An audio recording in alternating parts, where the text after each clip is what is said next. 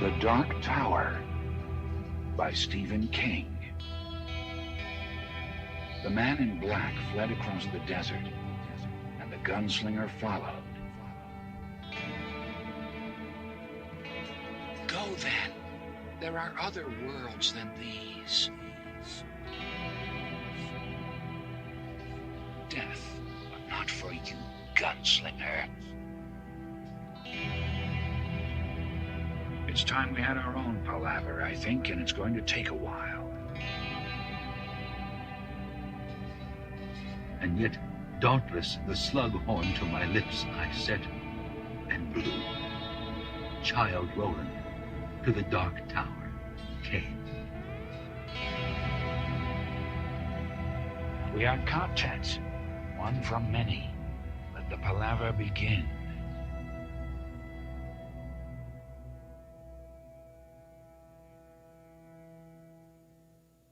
Hello and welcome to Dark Tower Palaver. This is our podcast covering Stephen King's magnum opus, the Dark Tower series. My name is Tad. And I'm Peter. And we're here for the book club, part 23 for The Wastelands, which is the third to last book club of this one. We will be moving on to book 4 in May, if all things stay normal with scheduling. If there is April. If there is no Flanagan shenanigans, we should stay right on track and get that. Flanagan shenanigans. That just kind of rolls off the tongue, doesn't it? Yeah, it does. And hopefully there is some Flanagan shenanigans soon. But yeah, we're here for this book club. We have left off where Roland has finally got into the room, cleared it in a very violent fashion. With Oi's help. I mean, I and guess Jake too. Let's be honest. I guess Oi did take an eyeball from someone there before being wrung like a rag. Almost being wrung like a rag. Let's not misconstrue things. He never actually did get wrung. And then the deans are waiting. They've been given a riddle by Blaine. Alarms are sounding. All hell seems to be breaking loose. That's where he left off. Yep. But first of all, let's hit the intro stuff. We want to we don't warn you about spoilers in these episodes. We will have a spoiler section at the very end, but that will be isolated off from everything else. You'll have a very clear audio, as well as the slides will change to show you. So anything that we speak before that, spoiler warning, is only where we're at here in the book or before, nothing before. So if you are not, maybe you're midway through book 5, let's say, this would be a safe episode up until that spoiler warning, which we do keep to the very end. If you want to find us, you can find us on Apple Podcasting. You can stream us on Spotify or Stitcher or any podcasting service, including now Amazon Music and Audible are in the podcasting realm, so you can find us on there as well. If you want to subscribe, rate, and review us on any of those, we'd appreciate that. And then if you want to join us live, as we have Carol and Hayden so far that have chimed in, although if YouTube's numbers are to be believed, which I'm always suspicious of, we've got a number of other people that maybe haven't chimed in yet. If you want to do that live, you can find us over here at youtube.com/darktowerpalaver. If you want to subscribe and ring the bell for notifications, then you will know when we are going live. I think Hayden mentioned that's how he figured out that we were going live, so that is the best way to do that. And then if you want to find the show notes, you can do that at darktowerpalaver.com. We do not have show notes for these book club episodes, but you can find all of the, pretty much all things Dark Tower Palaver are found there at the website. You can find links to all things, including here in a couple days. March 1st begins, which means the legally, maybe not March Madness, because that's a legal term there, but the madness that is March. Yeah, the March Insanity, Insanity fan bracket of Dark Tower Palaver starts on the 1st, which I think is Wednesday. So a few days from now. Keep your eyes posted on the darktowerpalaver.com. I will be posting the link there. The voting starts on March 1st. We are going to crown the best Dark Tower moment. So we've got the bracket all figured out, and all the voting goes right through that website that Tad's going to be posting. So each round, go back to that website. It will automatically update with the next week's eliminations and new matchups and everything. Yes, indeed. And then if you want to support the show, you can do that at patreon.com/darktowerpalaver. You can be involved in the Discord where you can send Peter emojis all throughout the week. You know, Tad dad jokes. Oh no, none of that now. But yeah, that is that. And the only other thing I want to mention for announcement wise is the next book club, which is next month's, has been moved from the 25th to the 18th. Yep. So we will be going back to back on the 11th and the 18th Yep. for Dark Tower Palaver episodes. So and it's like the worst reason why we're moving it. I can't think of a worse reason reason why we have to move this show. Tad's taking a vacation, guys. Of all things. What, me being in another country is bad for you? It's terrible news. Is that you're getting to make sure you're close to your mic there. You're like quiet for some reason. You getting to relax and have fun is just it's not kosher with me. Oh, well, I mean, again, just think of the distance that will be between us, you know. That's true, but see, that's also when I suspect some shenanigans from you, because I'm lulled into a false sense of security, and then bam, you hit me. That sounds about right. Yeah, exactly. So yeah, let's go ahead and dive in. So I already kind of recapped where we're at. Do you want me to give my side? Oh yeah, yes, absolutely. Yeah. Yes. If you want to email us, we actually have 2 emails now. The first one is the old one. It's darktowerpalaver@gmail.com. We will be phasing that one out in the next few months and going over to our new email, which is simply show@darktowerpalaver.com. And then check out our social medias. Its Twitter is @DarkTowerPod. That's @DarkTowerPod. And then our Facebook is facebook.com/DarkTowerPalaver. Our Instagram is DarkTowerPalaver, all one word, no spaces. And then check out our merchandise. It's tpublic.com/users/DarkTowerPalaver, where you can get a lovely #TadIsTerrible sticker or shirt or hoodie or slanderous pillow or slanders as it may be. Glories. Truth.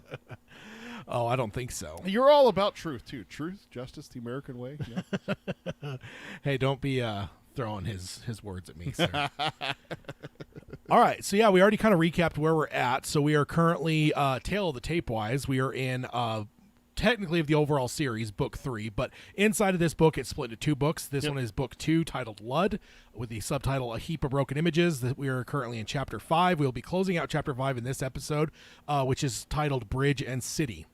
So we will be going into the very short chapter 6 in the next couple episodes, but that'll be fun wrapping up chapter 5. Because the way this one's broken down, only 6 chapters over a number of pages of this book. Obviously, these chapters are quite long. So we've been in chapter 5 for a long time now. So, so let's go ahead and dive right in.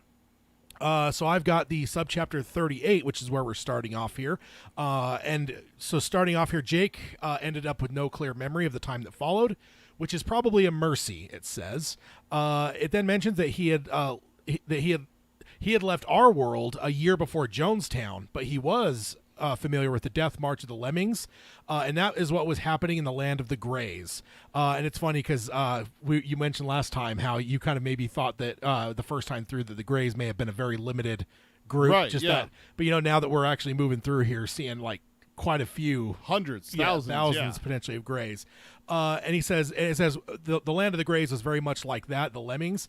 There were explosions all around, some on their level, but some much deeper, which I always loved that because I always just imagine just like that weird, sinister, deep like rumble of like a far off explosion. But no, also or not even far off, but underneath, because I feel like you'd feel like slight bits of the tremors. Vibration. Yeah, like vibration. I just think of Lord of the Rings, the 2 towers. Like they knock it down the well, and then all of a sudden you just whoa! You just hear like the noise from below. That's you're talking the first one. Not Two Fellowship. Towers. Yeah, not 2 towers. Yeah, Fellowship of the Ring. Yeah, Mordor. No, no, Moria. Yeah. Moria. Dude, it has been a while since I've watched those movies. Me too, 2011. Yeah. I think last time we watched it together, didn't we? No, last time I watched it, I was doing some like work and I only had it on in the background. I'm even before that then. Yeah. Oh, damn. It's been a while. Yeah. I do think I need to throw those on here pretty soon, though. I did just get the 4K versions, so that might be fun to give a whirl. Yeah. But then going on here, it says the smell was acrid, but the air purifiers were still working, wiping most of it away. No fire was visible, but the Greys were acting as though it was the end of all things. Most were fleeing, their faces blank with panic, which that's a fun little phrase, blank with panic. But many had committed suicide in the halls and were the interconnected rooms that the steel ball was leading Roland and Jake through. Some shot themselves, many slashed their throats and wrists, and a few were taking poison. The faces of the dead were unanimous in their expressions of terror. Jake could not fully grasp what was driving them to this, but Roland understood it clearly. It was Blaine's doing. That's a comforting thought, right? Yeah. And also, hi, Spencer. Welcome. And I had Carol also, as well, as she says she'll be working and listening. And then Hayden as well. So, and I also threw an emoji in there just to start everything off on the right foot. So you're a monster. But my notes here. I've always been appreciative of King's grounding these characters in historical events. In this case, the fact that Jake was a year from Jonestown. Yeah. I mean, it isn't necessarily the most like famous event. It's not like the Kennedy assassination or 9/11 where Pearl Harbor. Yeah. Those resounding things. But it's like it is kind of interesting where it's like, oh, okay, so Jake was there a year before Jonestown when he pieced out. Yeah. I just always like that it grounds because. Honestly, this is almost like a time travel story in a way because you've got these 3 different characters from our world, but they're from different decades. 3 different decades. So it's always interesting to kind of every so often remember where we took them from to come into this story. And of course, my note here is that of course it's something like Jonestown's, not exactly a happy memory or a happy event. Of course, there isn't nothing exactly happy happening in Lud, though. So I guess it draws comparison to Jonestown. So yeah, I mean, I think Blaine might be having fun. It seems like it.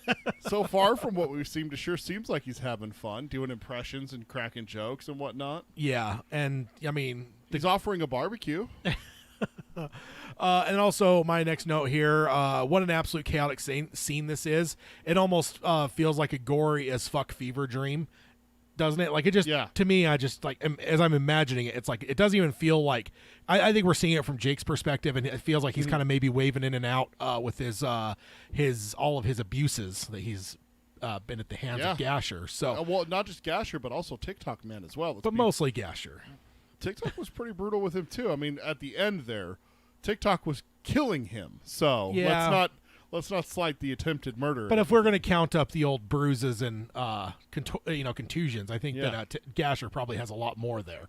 A lot more, but as severe though, and probably some brain damage. What with all the hitting of the head and stuff, he's probably got some probably got a light concussion maybe. So it does make sense that this maybe wouldn't feel as like. I don't know, clear as some of the other stuff that we've read. And that's what like the first part of this section even says. It's like he's just like in a daze. Yeah, exactly. So then moving on here, it says they moved past a body hung from the ductworks as they went down a flight of stairs following the ball. Roland asked Jake if he had not let him into the room at all, and Jake confirmed that he did not. And then it was actually Blaine that let Roland in. So that's interesting. Yeah. So as we were getting frustrated last time, just like wanted to reach through the page and shake Jake and like, oh, push the fucking button, kid. Yeah. He still never did it. And that's a little thing. Just I know we're not through the synopsis of this little portion yet. But I never remember that. I don't either. If you would have asked me like a few weeks ago, like, hey, who opens the door to let Roland in? I would have said Jake. So, definitely not one that I remember. So then it goes on and says, or my synopsis here, they get down to a narrow hallway at the bottom of the stairs. Jake almost mentions little Blaine and Roland shushes him. That's the second person that's potentially almost tipped the hand that everyone seems to know that they need to hide that from Big Blaine. Susanna shushed Eddie. Yeah, the ball then leads them to a massive room with control panels and electronic equipment as far as the eye can see in all 3 directions. And can you just imagine this room? You mentioned Lord of the Rings, and actually Moria is exactly what I thought of. Big, that huge, giant, massive open area that's like underground. Like that's what it feels like here, except that this is full of electronics and gizmos and whatnot. Most of all the screens are off, but many are powering up, and there's a sound of machinery cycling up. Jake remarks that Tiki was right about there being thousands of computers, but Roland does not understand what he means by computers, which I always loved those kind of things, because of course Roland wouldn't know. No. Computers continue to come on, and some malfunction, including one bursting into green flames, but most seem to be powering up fine. Machines of various kinds, from computers, dial gauges to lights, are all coming on. Jake begins to falter a bit, and Roland scoops him up, keeping up with the ball, Oi running at Roland's heels. They then get to a row made up on both sides by thousands of TV monitors. And Jake reflects how his dad would have loved this. Yeah. And just what visuals that King is giving us here. Oh yeah. And my note, this section is actually kind of unnerving to me. Just building the image in my mind that King is describing just feels creepy. Not even the death necessarily or the alarms, the explosions, but just this massive room full of tech just feels so unsettling. And then also that most of it would be off. And then, like, I can just imagine how you put this on screen, because then you just see, like, small screens and lights throughout just slowly turning on. And it increases in speed. So it's like 1 here, 1 here, 1, 2, 3, 4, 5, 6, 7. And it just starts all of a sudden start going just like down the rows. Yeah, and that's just something that feels, and there's no reason it should feel creepy, right? It's not like there's like hundreds of horror movies that have like shown us that like the large rooms of technology are evil. It's not like a haunted house that we're just like, oh yeah, like Dutch Hill. But no, there's something that's very sinister about all this to me. I don't know why. I don't know why. And King's not even overt as to why, but it makes me feel. Well, that's I expanded on your note. I just said, what is it about old electronics that kick back on and work fine that is just so creepy? I mean, I got the same feeling playing like the Fallout games, which are set in a future world where nuclear Armageddon happened in the 1950s. So there shouldn't be that much technology, in my mind's eye, but it's an alternate reality kind of thing. But then also like Captain America and the Winter Soldier. Yeah. When they go down in the bunker and all that stuff kicks on and it's just like, da. It's like, it's creepy. I don't know what it is about that, like that old electronic stuff that's off. Gathered dust. There's bugs living in there. Shouldn't work. And there's always, bumblers that have built nests and stuff, and all of a sudden it just turns back on. Yeah. Like, that shouldn't be a thing. It shouldn't work, no. but it does. Yeah, exactly. It's creepy. It's like that series, we've talked about it before. What if humans just disappeared from the Earth? What are we at? 8 billion now? All 8 billion disappeared. 7, I think. 7 billion? All 7 billion just disappeared today. What happens to the Earth? Like, what happens in the next 5 years, or 10 years, or 15 years? Yeah. This is like one of those things, but then suddenly a rat walks, kind of like Ant-Man, walks across to the keyboard and flick, the switch comes on and everything starts booting back up. Yeah. It's not right. It is unnerving. Yeah, it is indeed. So then moving on, some sections of these massive video walls were still dark, but many were not. They were alive, showing images of the chaos throughout the city, above and below the surface. Some people are leaping from tall buildings. Jake sees hundreds were lining up at the Send Bridge, taking their turns jumping into the river. Other screens showed large dormitories that were on fire. The Greys were setting their own mattresses on fire. So that adds even more to the Greys' numbers. Yeah. They have basically like Dormitory, barracks or dormitory, Yeah. which just implies a lot of people, which is nuts. One screen showed a giant person tossing men and women into a blood-covered stamping press. And what was worse, they were freely waiting in line, waiting their turns. And the executioner grabbed an old woman, waiting for the press to open to throw her in, and she was not struggling but smiling. That's an image. That is an image, yeah, indeed. And then I always cross those two as well in my memory. I thought it was the giant was throwing them off into the bridge. river. Yeah. So then I've got a direct quote here. Quote, "In the rooms, the people come and go," Blaine said, "but I don't think any of them are talking of Michelangelo." He suddenly laughed, strange, tittery laughter that sounded like rats scampering over broken glass. Yeah. The sound sent chills chasing up Jake's neck. He wanted nothing at all to do with to an intelligence that laughed like that. But what choice did they have? So that's fun. And then the last little bit to synopsize for this little bite here. Jake is going to look back at the monitors, but Roland turns his head away gently but firmly and tells him there's nothing he needs to look at. Jake then asks why they are doing it. Roland says because they are afraid, and Blaine is feeding their fear, but mostly because they have lived too long in the graveyards of their grandfathers and are tired of it. He then reminds Jake before he pities them that they would have happily sent him to the clearing at the end of the path. Mm-hmm. Which I love. Just that feels just right for Roland. That Jake may be kind of bubbling some pity for these people, and Roland kind of, I don't know. It just feels perfectly on character for him to just be like, hey, don't feel sorry for them. They would have ended you. Yeah. So my note here: what absolute carnage, and that Kingian horror peeks through in the most grisly of fashions. Yeah. Doesn't that just some of this just feels exactly like King? If you've read, any bit of King, some of this. The mass suicides, the press, because having people jump off bridges and buildings, that's one thing. But to have a large mechanical press and people lining up to being thrown, that just feels... That's their choice. That feels Stephen King to me. Yeah. That feels very Stephen King. And my note goes along with that. I said, is it like King? Doesn't it feel a little bit like King has kept his not writing horror bottled up too long, and then all of a sudden it explodes. This is it. Like, he goes a little bit further than he normally does with King, and this is the result of that. Is because he kept it bottled up too long. Yeah, maybe. Yeah, because this little bit it feels very winking to like the classic King of just the macabre and the horror and brutality. Yeah, he has some very, very brutal scenes. Like the Shining, with like the Rook mallet and stuff like that, and then Misery with the axe, just like taking the foot off and everything like that. It's very brutal. It's descriptive. He describes it, and it's always been brutal. Yeah, he has stuff like that in the stand, constantly in the stand. There's always talks about how people are injured, everything like that. Not Terry. Yeah, exactly. Not a ton here in the Wastelands until now. It's like he's been holding back this entire time. So that's what I'm picturing. It's just like he's just like, ugh, and then everyone died in the most horrific way. I mean, the Dutch Hill was pretty close to very King's type stuff. Not necessarily macabre or I guess not brutal and like violent, but very scary. It was very scary, absolutely, but there wasn't like the violence that's there, and that's kind of like King's way. Is he like builds up and then bam, compound fracture or something like that. Oh yeah. So next up, my next note here, Blaine here is quoting from T.S. Eliot's first professionally published poem, which is the love song of J. Alfred Prufrock. I don't know how to say it. Of course, interesting as this book's title is taken from the T.S. Eliot poem, The Wasteland. So that is kind of interesting. Yeah, and I think we actually had a T.S. Eliot quote to start this book.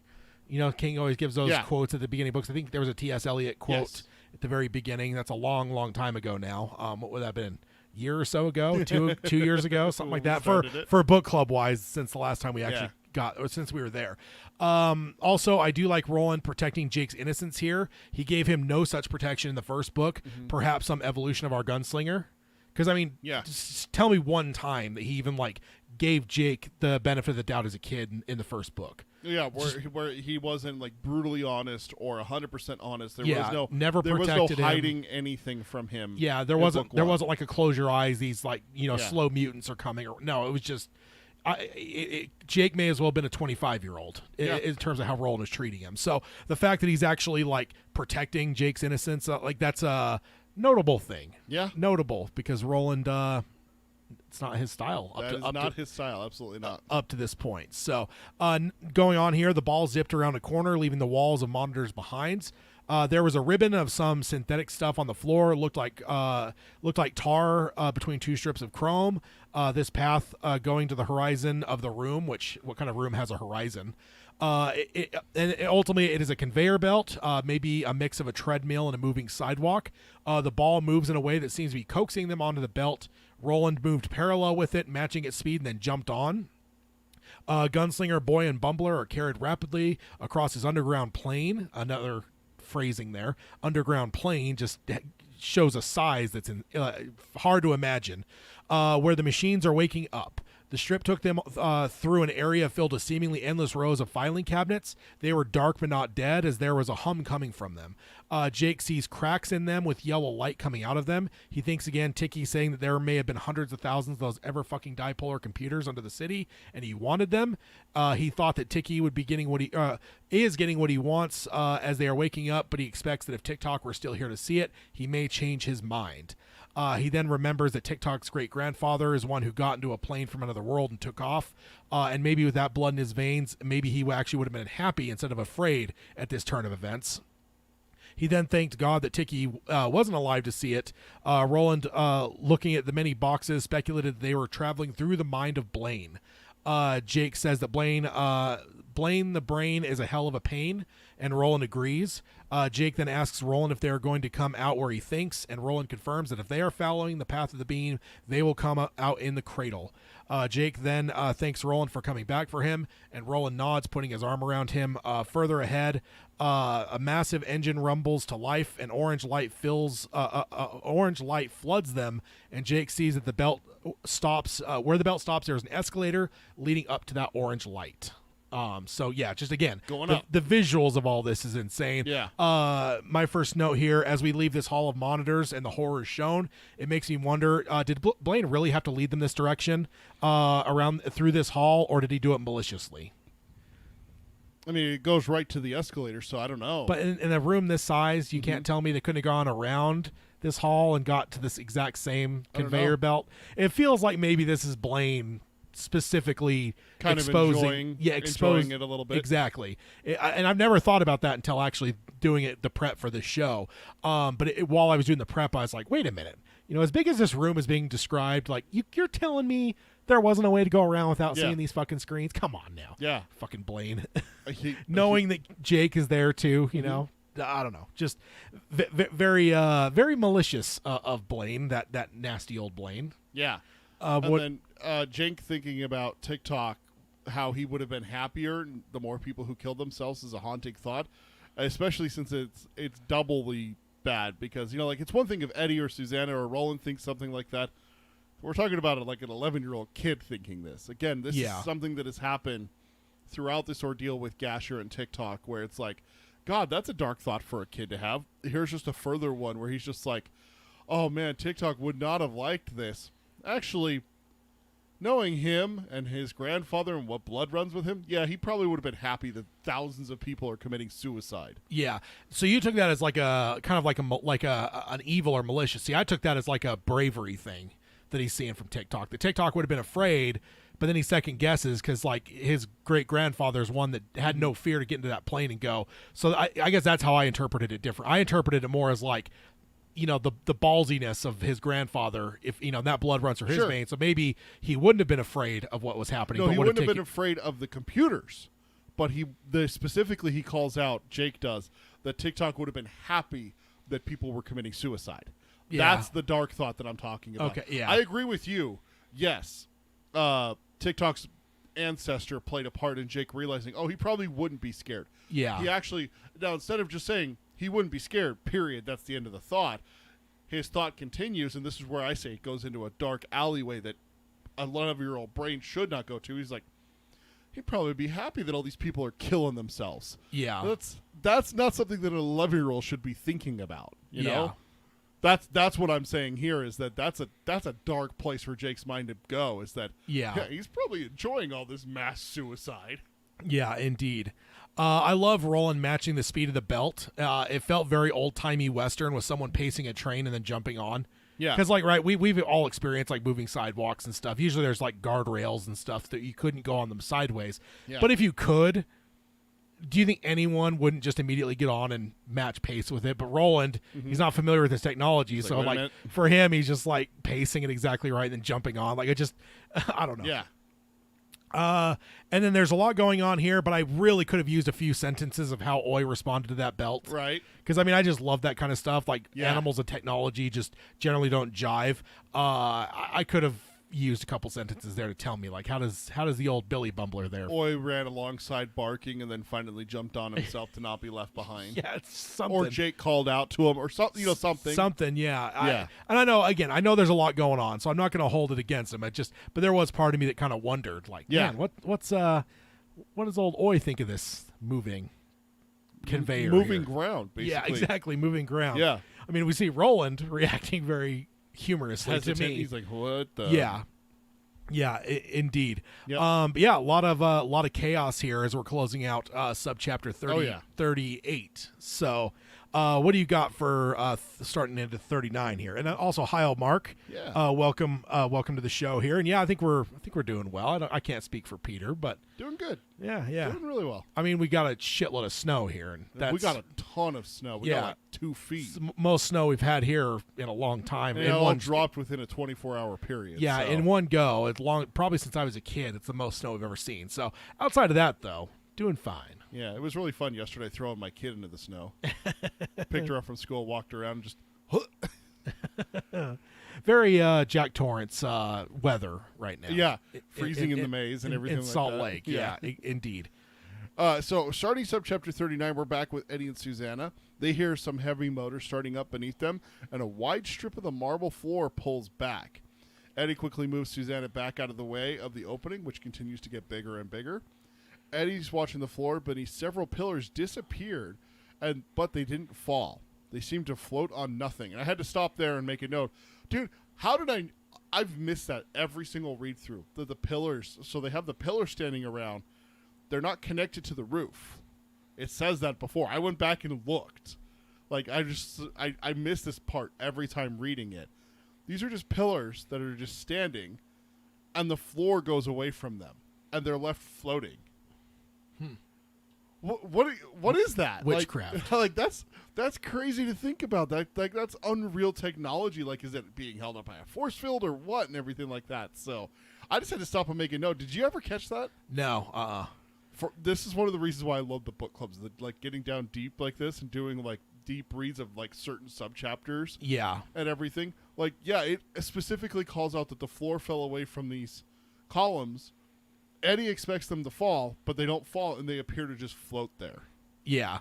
I mean, I guess it makes sense that they wouldn't just fall, right? If the room's designed to open. Like, I know where Eddie's thinking, like, just logically. Yeah. But it's like, those pillars probably would have fallen unless that had never opened before, right? Yeah. But it does still, it makes you wonder, like, what technology? What is this devilry of this city? I mean, like, if the columns are connected to the ceiling and everything like that, fine. They're connected up there. The floor is a fake, underneath it, and it's a trap door kind of situation. Yeah. But they're not connected to anything. They're just columns going up. Yeah. So they just float when the floor goes away? Like, that's just weird to me. They all float. They all float up here. And then my note. See you, Hayden. Oh, okay. Yeah. See you, Hayden. Always good to have you with us here. Yeah. I mean, I got to ask Hayden if he's read the series far enough yet. I don't know where. Yeah. I know he started the series at one point, but I don't know where he stopped. That. Yeah. We'll have to ask him about that at some point. So then my note here: the motor starting up is a good indicator that of the two timelines, the Deans and Roland and Jake, are about lined up now. Because remember, the last time that we had a crisscross between the two, there was quite a bit of delay. Yes. Probably like I don't know, like 30-minute delay. There's quite a bit of time between. Now we're seeing that King's starting to jive them together to where they're starting to come back. They're starting to come to a head essentially, which is interesting because he's been playing with timelines a lot with us in this book, where it's like things aren't jiving and stuff. Exactly. And then so from here, Susanna shouts over the pulsing alarm that she sees an escalator. Eddie makes a joke that we got the L station up here, so it must be notions, perfume, and ladies' lingerie down there. Susanna doesn't hear him, but delighted surprise bursts over her face like a 4th of July firework.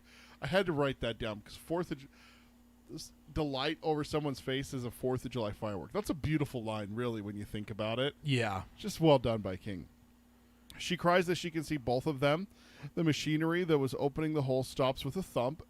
Eddie runs to the edge and sees Roland, Jake, and Oi riding up, looking up at him.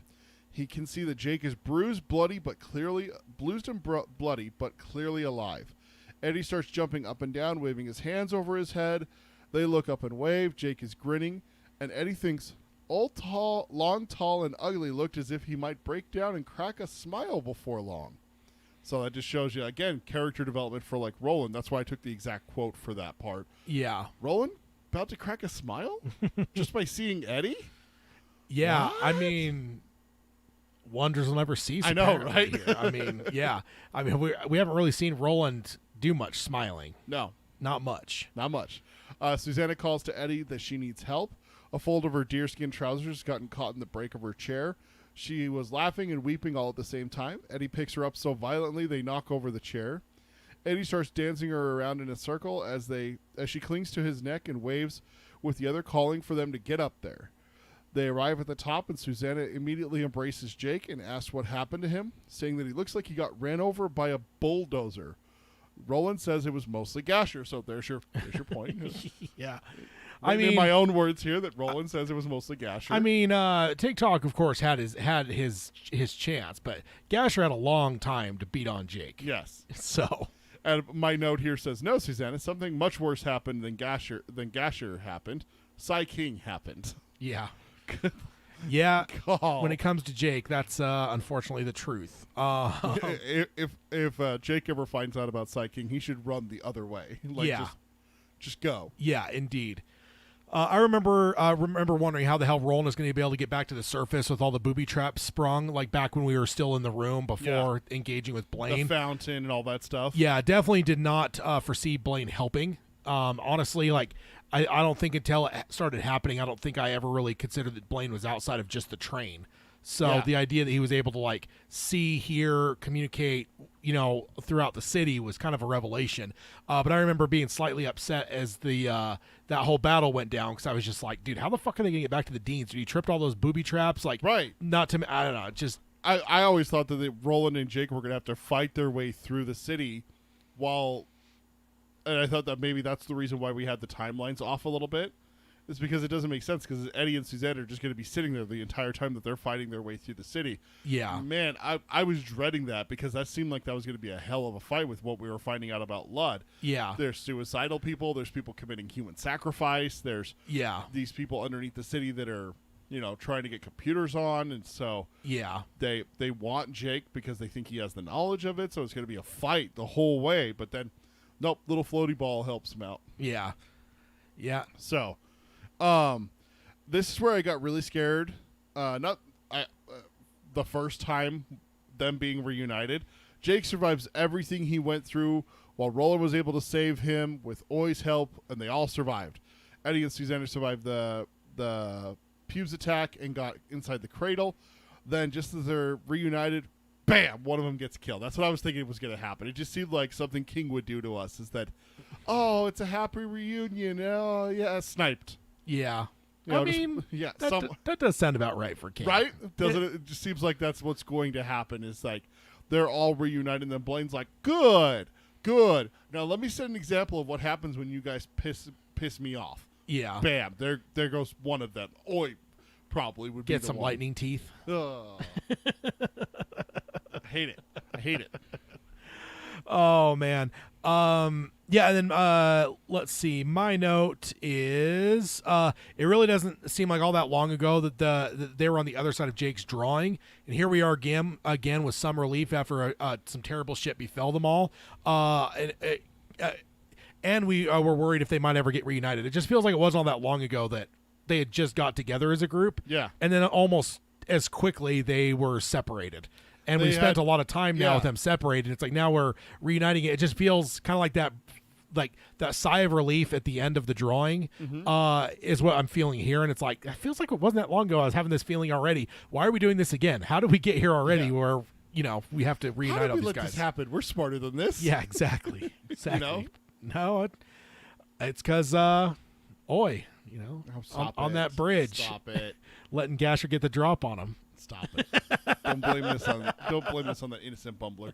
Second most beloved character in all of... They should have just grabbed him like a football and just thrown him over the bridge gap to get over to the other side. It was much farther than anyone could throw. They just had to use their heads and think about the bumbler. They could have stuffed him in a pack or a shirt or something. You think Roland couldn't throw that far? No, they described the bridge as like a couple football lengths wide. It's a wide bridge. So it's Jake's fault for not thinking of Oi. And Roland and Susanna and Eddie. Leave the bumbler to try to fend for himself. Come on. Think of the little guy. We as humans need to be better. That's what it is. Yeah. Otherwise, we get viciously attacked by the Billy Bumbler on the bridge. Stop it. Jake probably still has some marks on him from Oi, too. Knowing Tad. So we got to rank it. Gasher first. Probably Oi second for most damage. TikTok hurled him into a wall and almost knocked him unconscious. You stop it. Oh, next thing Tad's gonna say is Gasher did nothing wrong. Oi. No, I wouldn't say that. Uh-huh. No, Gasher's a monster, sir.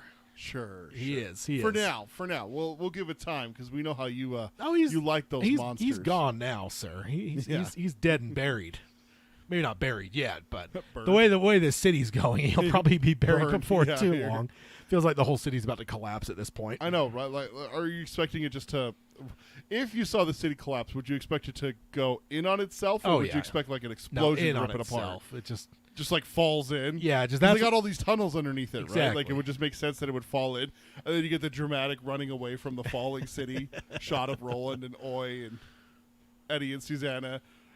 Pushing the wheelchair. She's all cranking it, trying to go as fast as they can. Yeah. Right? Yeah. Be a pretty cool shot. Yeah. There's a lot of this stuff that we've covered so far. Just even the last subchapter, I thought I had a note for it, but apparently I forgot. I can't wait to see that right. journey with Roland and Jake on Through screen. the underbelly. Dude, just because, again, I just talked about how, like, if you shoot that right, and we know that Flanagan can shoot very unsettling locations, I could just imagine... what's the one in Haunting of Hill House? The dumbwaiter. Dumbwaiter, yeah. I I always want to call it a dolly for some reason, but that's not right. Yeah, no, I just, I don't know. Or the Red Room, there's a lot of things in that. But no, I just can imagine some of those things, the way King described them. I just cannot wait to see those things portrayed on screen, man. And even like that, like we were talking the floating pillars and stuff, like that could be one of those fun little things. You see the floating pillar, and they don't even call attention to it, but all of us, now we would notice. All of us constant readers would catch on there. Yeah. And then we'd have to go on the websites and all register it as errors, and have to, because that's what happened. It's like, oh, look at this, some freaking computer effects artist screwed up here. Look at this, these pillars are floating. It's like, no, that's how they're supposed to be. That is cocaine for you, sir. Cocaine Bear? Or Cocaine King. Oh, Cocaine King. That's hard to say. Cocaine King. Cocaine King. Wow. There we go. So let's move on. Tangents. Yes. Well, I mean, we were talking about the text for the most part. It's true. It's true. We were. Half tangent. Half tangent. We'll call that a half tangent for those of you keeping score at home. So as they embrace, Eddie asks Roland what was below them. And Roland responds and says, Machines and Madness. And I just paused there. That's a great name for a band, by the way. If anyone's going to be like a Dark Tower influenced band. Machines and Madness. Dude, it's like waiting for a metal album, right? Yeah. Yeah, it sounds like it. Yeah. Sounds about right. Eddie says how loquacious Roland is and asks if Roland knows just how happy he is to see him. Roland says he thinks he does, and then reflects to himself on how people change. That there was a time not so long ago that Eddie had been on the edge of cutting his throat with his own knife. And I put a note here, never going to let that one go, eh? Jeez, Roland. Oh, I haven't let it go. I know you haven't. As a reader either. All these times later, all the read-throughs after all that Eddie's done, No, I think now I've given it a break. I'm just talking about like first time reading. Dude, Yeah. I was still... You were fuming at him. Oh, yeah. I was still giving him the stink eye every time that Eddie came up because I'm just like, that little fucker. Just trying to get some drugs. He's threatening my boy He here. wanted some chicken, not drugs. No, thank yeah, you. my ass. That's what the kids are calling it now, huh? Chicken? Chicken. Yeah, I just wanted some chicken. You got a note here, right? Yeah, so interesting to think how little time has passed in this story. I think with the different books, we're just have this feeling that a lot of time has passed, but really it's like a month or so. Earlier in this book, it mentioned around a month passing with their journey inland, so maybe 2 months from the beach, you know? So it's like... They take some days walking from where Shardick's little end of the beam was. Well, even before that, there's one point that in the very beginning of the book that it talked about, it gave us like a 3-something week, or maybe it said a month between the beach to where they started getting closer to the Shardick area. Right. So, and they were, but from where Shardick's attack happened, they followed his back trail to his portal. From there to Jake's drawing is a couple days. And then after Jake's drawing, it's another couple days to River Crossing. And then from River Crossing, it's another few days to Ludd. yeah. So 2-3 weeks tops from the start of the book to here. Yeah. So if you said a month and a half to 2 months from the point of the beach, like from the end of drawing to the 3. But as readers, it feels like it could be a year or more, right? It feels like it's been 3 years. So especially one of the aspects as well is that Eddie and Susanna are already like they've been married for 5 years. You know? They've settled into routines and they have like their whole situation figured out and everything like that. They sleep with the same blankets and everything like that. This wasn't doesn't that kind of come to like process? Right? That kind of comes to like the fact that they're so limited in their journey, right? It's like people talk about being in prison and like the routines become everything. And I think it's kind of the same thing. Not that they're in prison, but it's that when you're on this walk journey thing, like what do you really have? You're not going to the fucking supermarket or going to watch a movie or like there's nothing to break that stuff up. The mundanity of life, like those routines would solidify a lot quicker, I think. Yeah, because of the nature of what they've got going. So Eddie picks up a hobby of like whittling and stuff like that, and Susanna's doing her training with Roland and everything. So, but no, you're right. It is crazy to think back that it's only been 2-3 months tops Yeah. since they left the beach. I think 2 months tops. I think even 2 months is stretching it to where it's like, I think we're inside 2 months easily from the beach, where the 3 doors and everything. Yeah, I don't think we're that far. I think, like I said, I think a month and a half is about the right sweet spot in my mind, without going through and actually finding the call outs, call outs and stuff throughout. I think that we're probably a month and a half. So I think even 2 months, I'm just giving that as like a buffer, absolute max, and which is nuts, because again, we're talking two novels basically, because the first one is before all that. But that's just, I don't know. It's crazy to think about that it's that short. 3 months from the start of drawing of the 3 until now. Too much or too little? Or just right? Because I don't think that the whole beach thing takes more than. I mean, who knows with all the shuffle? Yeah, the shuffle is kind of strange, but I don't know. I don't know. Weird stuff. I say 3 months sounds about right from beginning of drawing of the 3 until now. Maybe a little bit under. Maybe it's like 3.5, 4 months. But I'd have to go back through and I'd have to actually pay attention to when it calls out those exactly. You know, it would be interesting. Another week went by. Yeah, it would be interesting to go through and just like word search like days, months, weeks, and see what you could add up that way. Oh, I didn't even think about searching like that on the Kindle version. On the Kindle, yeah. Yeah.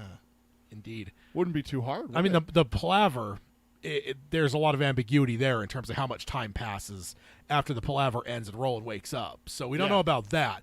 But if we just went from waking up on the beach, losing fingers, through now, I wonder what kind of timeline we're talking about. Mark says it sounds about right to him. Yeah, which is crazy because, again, I think, and also because we're in the real world, and these books are obviously published over a period of time between them. Years I think for us, it just feels like more time is passing, and you just got to check yourself every once in a while. Remember, like, no, it's not. Like, these books are, it's not like one of those, like, I think we get used to it with, like, television, especially, when you go from one season to the next, like, usually there's, like, a time jump. You know? Yeah, so what's coming to my mind with that is Harry Potter. There's 7 Harry Potter books. Each one is literally a year. A year apart, yeah. Yeah, it's a year of school kind of thing for him. So that's what, comes to mind is when you're talking like that. Other television shows are like, yes, this is a year. But the ones that really throw you off are like Supernatural. There's times where it's like 3 years passed in this season. It's like, wait, what? Yeah, like, exactly. But it should be a year. Like that's what I've been, taught is that television, it's one season, 1 year, that kind of thing. Yeah, and I think the other one that really throws people off is Breaking Bad, because it only happens over the course of like 3 years because his birthdays. Yeah. Right? Because you get his 50th birthday, 50, 51, 52, I think. So it's like it all happens over the course of like 2 years. But it's 5 seasons. It's 5 over 6 years because 5 was split into 2. So that one's a rare one, though, because usually, and I think because of that, it gets in our mind where it's just like, oh, a break between books. That's a year's gap, and it just isn't. Yeah, because also like shows will do like if you're a long running television show, you'll do the seasonal episodes. You'll do the Christmas and Halloween. Here's the Christmas. Here's the Halloween. But Flanagan's got to change that up though, because there's no way an actor is for Jake is gonna stay young enough. No. Throughout a 5-year television run. No. So not unless it's all filmed at once and then they release it Lord of the Rings style. They better not. Because that means they could start filming now. We wouldn't see an episode for 2 years. Or more. Yeah. Absolutely unacceptable. Absolutely unacceptable. Chad's putting his foot down. That's unacceptable. Unacceptable. Oh, None of that Lord of the Rings nonsense. I want episodes by 2024. 2024. Mr. Flanagan, if you're watching, Chad's demanding this. I am not demanding anything. And not him. It's Amazon I'm demanding of. Let's get a green light going here and get this on the road so we can get here to Blaine here in the next 3-4 years. 3-4 years. Yeah. That's the other thing that's kind of depressing when you think about it, because, like, especially where we're at in the book club, like, we're right here with Blaine, like you just mentioned, Ludd and all that stuff. We also have Jake's drawing in this book. We have Shardick's attack. And it's like, yes, Flanagan's series. Shit, I got to wait a while before I see some of this stuff. Yeah. I do think, I'm intrigued to see just some of this on screens. I know, for sure. I think that's how this tangent started, but no, time is how it started. Yeah, time. Okay.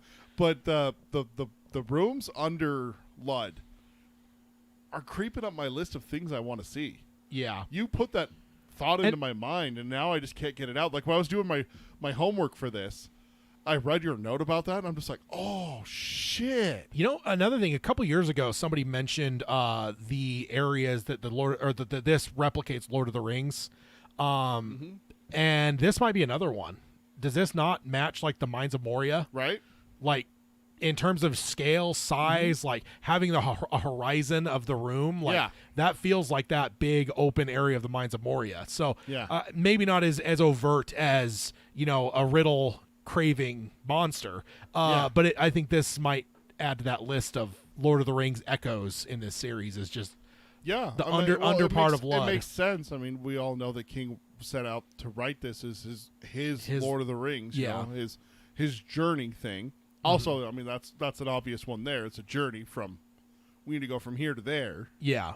Which is exactly what the plot of Lord of the Rings is. They need to go from here to there. So. Yeah, too bad they couldn't find a train. Or an eagle. Where's Roland's eagle?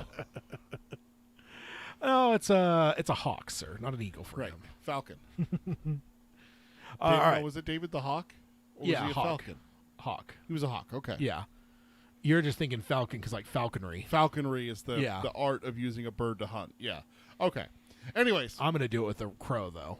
I'm going to get a crow and train it to do my bidding. So, apparently, if you want a crow, you just got to go up north a little bit because Logan, full of crows. Oh, I've got a murderer that lives here in the neighborhood. Oh, do you? Yeah. I just got to figure out a way to make broker a peace between me and them. Figure out how to get you a foot in the door? Yes, exactly. I don't like this plan. Oh, I do. You'll just have, like, crows, like, lining your, like, outside of your apartment, just pecking at the window and stuff. Go on. Evil. That's evil. Back on track here. We got a little sidetrack there, but that's okay. Track, trains, it all works, right? Hey. The floor starts to close up, and Jake goes right to Susanna's wheelchair and catches the first glimpse of Blaine. His breath stops, and the dream he had since leaving River Crossing returns in full force. The vast pink bullet shape coming across western Missouri towards him and Oi, who are on the tracks. And now his dream seems to have become a reality, just as he had known eventually it would. King has such a way of doing this with his works. Yay, something great happened. Oh, by the way, here's a reason why you shouldn't feel happy. Brings you right back down. Yeah. Every single time. Like he'll build you up and then it's like right back down to earth with something. Yeah. He does not let us stay on that high for very long, does he? Oh, no. Got to keep us off balance. That's the King way. He lures us into a false sense of security, then slaps us with the right hook. My note here, I find it funny that the other TET members have had some glimpse of Blaine, but I don't think any of them are giving the gravity or fear that Jake is giving, and potentially that Blaine deserves, right? I guess we haven't seen Roland see him yet, but I just feel like Eddie and Susanna did. I just don't think that, I don't know, it's just strange that you don't have the same, like Jake has a different respect, and is that his fault? Or do you think that they're not taking him serious, or has he not told them enough? Because we do know that he's holding some stuff back a little bit. He hasn't told them everything yet. So I don't know. I find it interesting because he's obviously seeing it with a different weight and gravity than the Deans did earlier. So I just find it interesting to kind of think about. Well, also you got to look at it all the way back to when Jake first showed up in this book. Blaine is a pain. It's in his essay and everything like that. Yeah, he's been dealing with Blaine since he should have died. No, I know. Yeah, for sure. So like when you look at that, having that in your head. Yeah, my question is more why is nobody else matching him? Right? I think it's the holding back part. Like the Deans aren't thinking with the same weight that he is. I don't think Roland. I think Roland has a suspicion and maybe a healthy fear of Blaine, but none of them match the way that Jake feels. No. And I think that I guess so. Us as readers, we have to question who's right and who's wrong here. Is Jake overreacting? Is Jake overreacting because he's a kid and he hasn't had as much experience, whatever? And that's it's his terror, right? Eddie had his whole. This is your moment. You either do it right or someone dies. Yeah. Everyone kind of has their moment. Susanna had the bear. Is this Jake's moment? It's just interesting how they all view it differently, though, because I don't know the way that King writes Jake seeing the pink. That's a whole different. Yeah. It just feels different. Eddie and Susanna had an ominous feeling about the cradle itself. But when they saw Blaine, they're like, oh, I don't like it. But they weren't like, oh, my God, we're going to die. Yeah. Yeah, it's almost Ring Wraith reaction with Jake. Yeah. And nobody else has that same level of, going back to Lord of the Rings. Nobody else has that level of fear of Blaine. And I don't know. I find it interesting. I'm with you there. It actually is a good point that he's just, it stops him cold. Yeah. Freezes him in his tracks, takes his breath away and everything. Yeah, exactly. So it's just interesting to see that. So Eddie walks over and puts his arm around Jake and asks him what he's thinking. Jake says not too much, actually. And then a quote here from the book. This was an understatement of colossal size, but Jake was too drained to do any better. So that maybe that's the answer there, is that right here he's not going to show it because he's just too tired. Roland and Susanna are together examining the control box. The guys join them, and Eddie catches himself looking at Jake constantly to make sure that he's really there. Eddie asks Roland what now. Roland is lightly running his finger over the buttons and shakes his head. He doesn't know. Susanna starts to ask Blaine a question, and he cuts her off to say there is a large stockpile of chemical and biological warfare canisters under the city, and he has started a sequence which will cause an explosion and release the gas. And this will happen in 12 minutes. Little Blaine says in the silence that follows that he was afraid something like this would happen. Right in the middle, just like drops that. So not only do we have like the King bringing us back to Earth with Jake being terrified, but all of a sudden Blaine drops this on them. Yeah. So that's just a terrifying message to receive. Just imagine that a speaker, the alarm cuts off and everything like that. It's like, oh, by the way, I'm going to release chemical and biological weapons in 12 minutes. Yeah, have fun. Yeah. Yeah, that's quite the message to receive. So my note here is, so maybe the pubes and the grays were not wrong in their mass suicide murders. We may look at them as foolish folks of superstition and all, but with the drums and stuff, maybe they were. But if Blaine were not a thing, if Blaine weren't a train, basically, the gunslingers be maybe meeting a worse fate than any of these pubes and grays that are killing themselves. Right? It's interesting to think about, because you always just think, oh, he's stupid, superstitious people, but it's like, okay, or let's say they can't get on this train, they're going to end up in a much worse death potentially than jumping into a fucking river off the bridge, right? So there's actually a part of that here later on about that, so let's save that thought for just a second. But yeah, I'm with you, is that it recontextualizes what we've just seen with what's happening with the pubes and the grays. It's like stories I've read about people encountering cultures that they've never met before, the Mayans, the Aztecs, stuff like that, and they have these ceremonies where they're like, hey, we got to be careful if this happens, like the sun god's coming to kill us all, and it's like, oh, these silly they're talking about a volcano, the fire god or something like that, and it's like, oh shit, it's a real threat, it's just not what they said. That's exactly what's happening here with the pubes and the grays. Oh, the ghosts and the machines are going to come in. No, it's just Blaine. It's an AI that's controlling the city, but in a sense, they were still right. Yeah, exactly. They're all going to die in a horrible way, so they'd rather kill themselves by throwing themselves into a press or off a bridge or hanging themselves or shooting themselves. Versus what Blaine's going to do to them. Yeah. I don't know. It's just interesting because, I think it's always so easy to just kind of like, oh, look at these idiots. They're all killing themselves because an alarm's going off. But it's like, oh, well, maybe, because I don't know. Who knows the details? But in general, chemical and biological weapons aren't happy, easy things. It's not just like usually falling asleep and then that's the end. No, there's usually a lot of pain and suffering. Oh, yeah, horrible effects. So, just if you don't believe us, go read about World War I. Yeah, exactly. Like, I have a question for you. Yes. And this might be a little bit of a discussion point, or it might be a lengthy discussion point, depending on your answer and how you feel about my evidence for a realization that I had. Do you think Blaine has 100% control over every little aspect of the city? Yeah, I do. I mean, especially by this point, like at first it's like, oh, he's the train or whatever.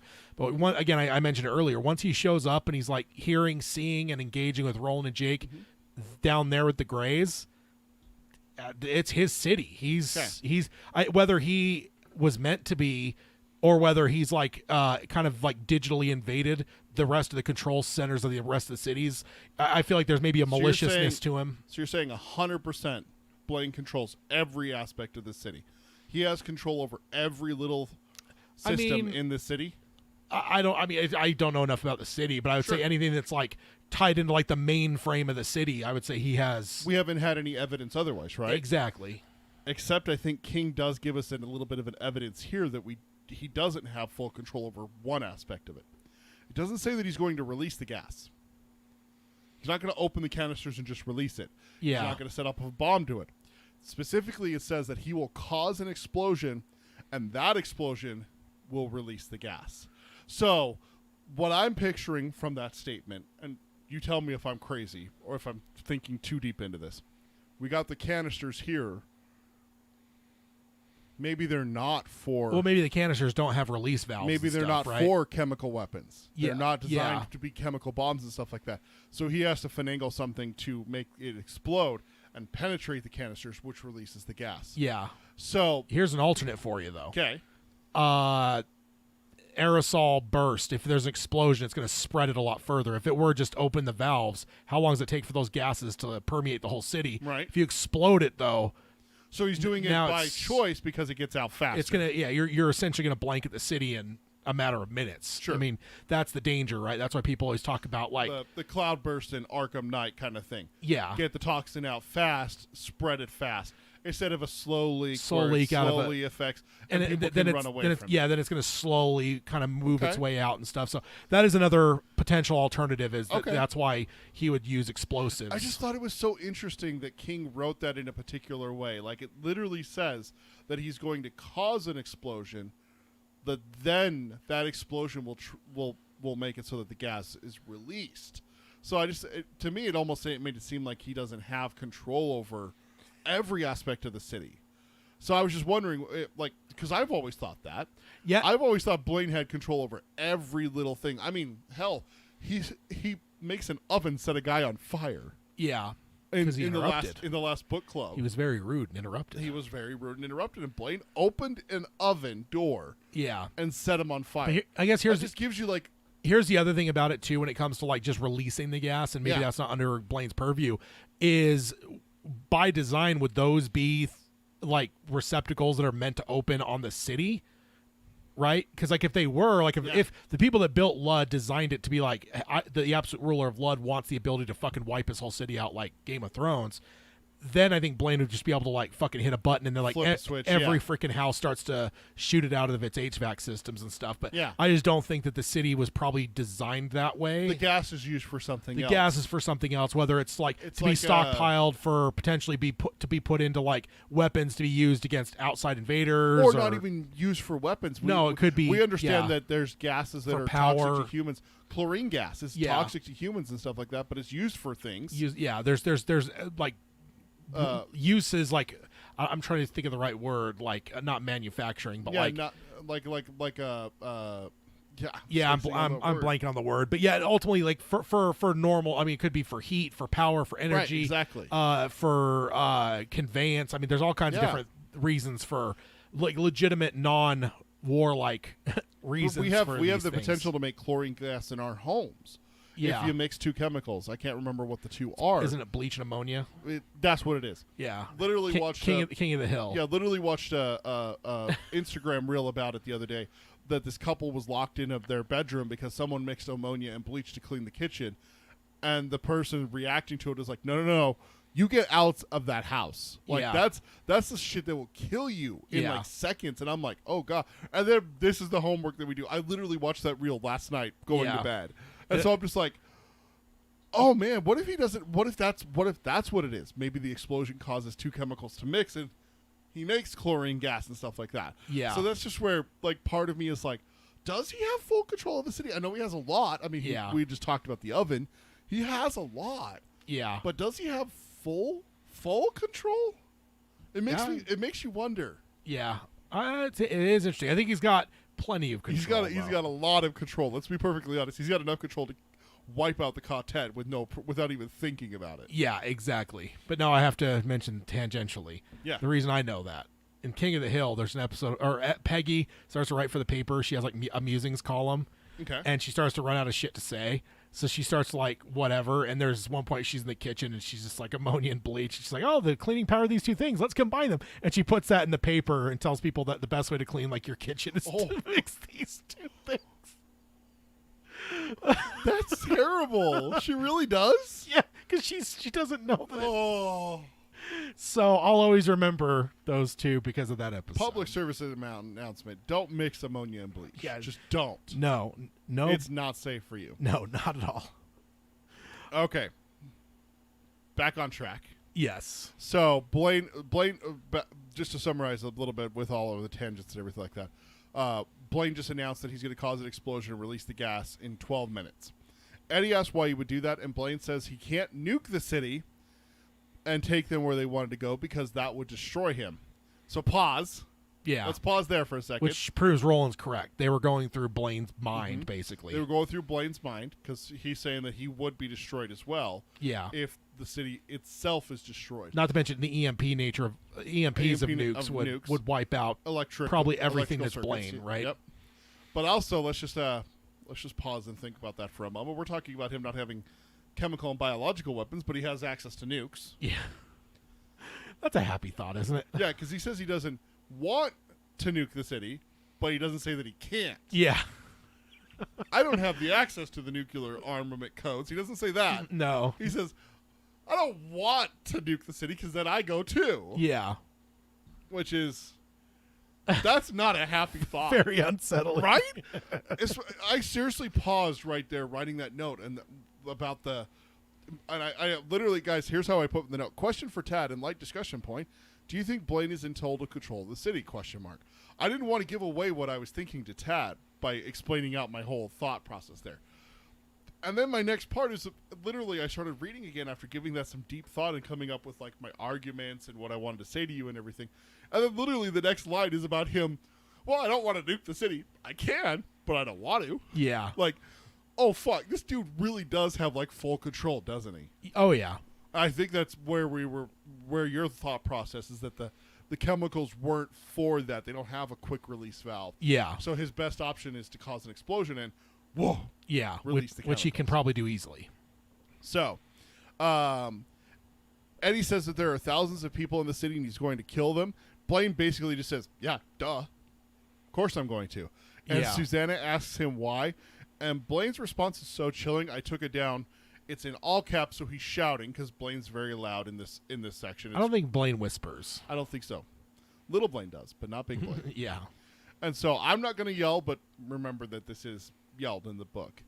Because they bore me. You four, however, I find rather interesting. Of course, how long I continue to find you interesting will depend on how good your riddles are. And speaking of riddles, hadn't you better get to working solving mine? You have exactly 11 minutes and 20 seconds before the canisters rupture. See, again, there, rupture, not open. Yeah. The gas is released. They're ruptured. So I think you're right, sir. I think we could solve this one and mark it as this is probably the answer. Is that he wants a quicker release than what the safety valves on these canisters probably have. Yeah. I think that's what it is. If we ever get this in a proper adaptation, this scene could steal the entire episode, if not the entire season, the entire show. Just a voice from a loudspeaker, if it's the right actor, talking about how they are bored and they're going to commit mass murder. Oh, and the speaker just happens to be a fucking train. Like Tim Curry.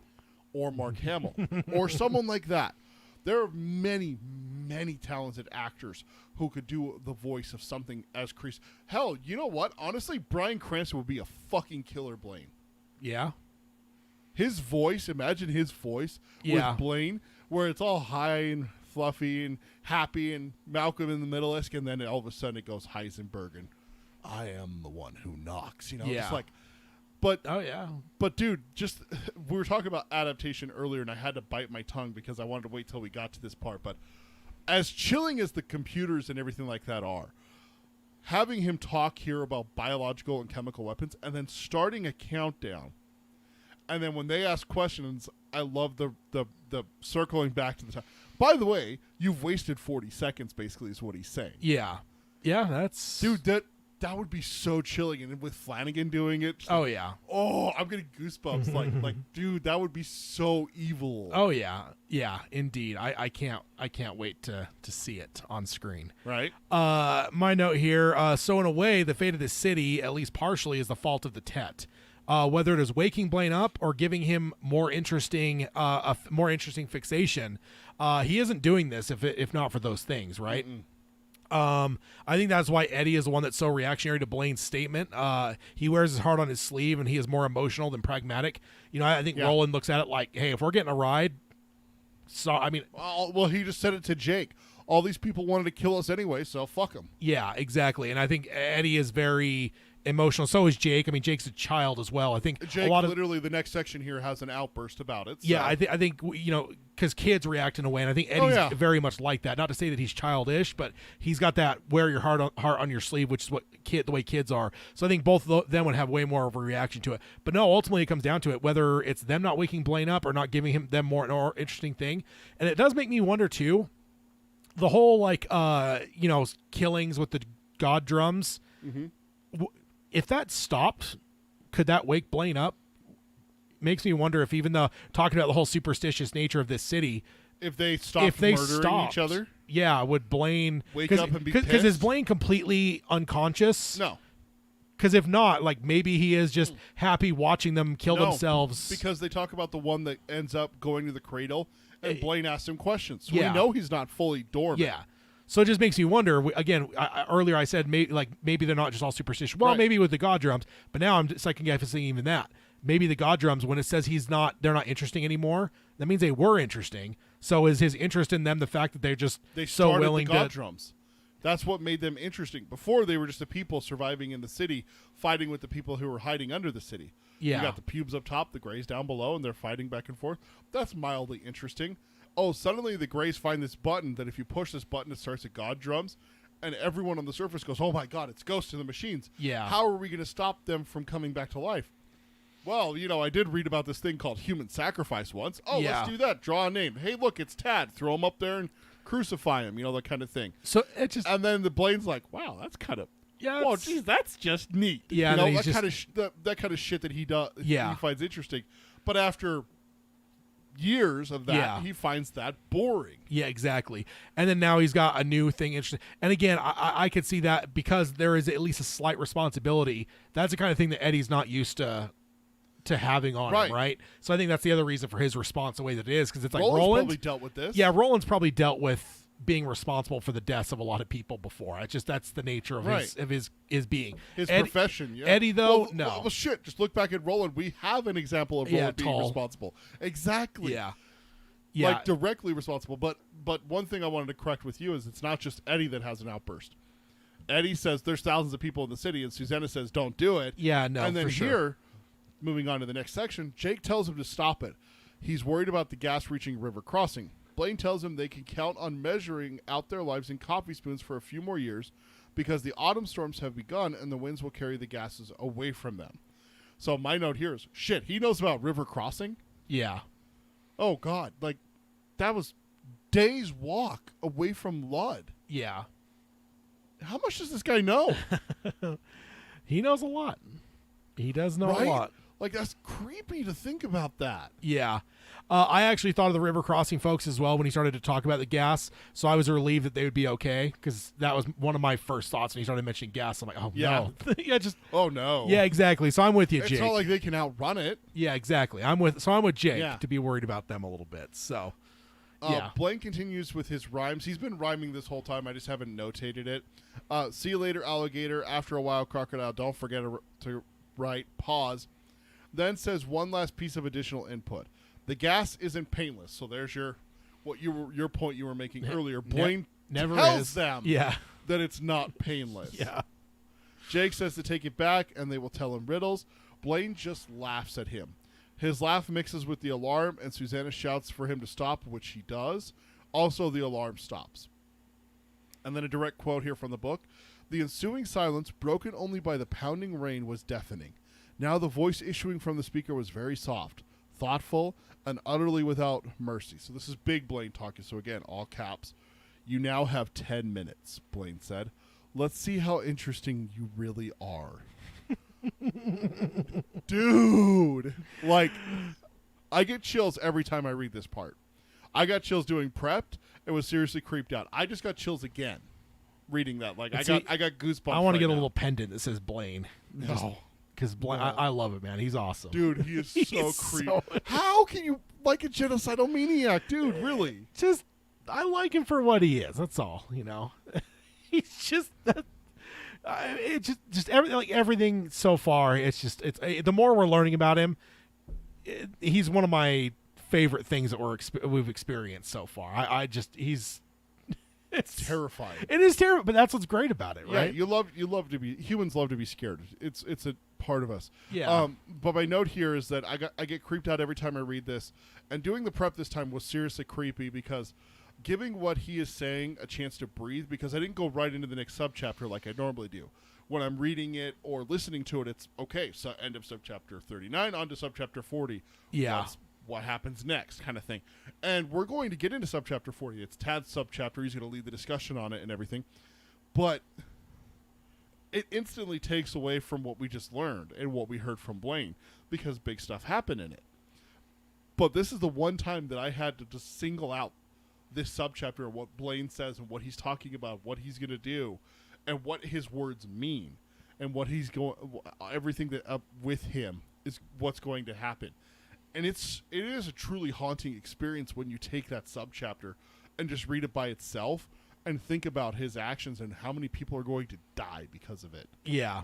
Like, it really was, like, it actually has, like, affected me. Like, Blaine is terrible, dude. Yeah. Oh, yeah. Like, borderline worse than a certain character you have an infatuation with.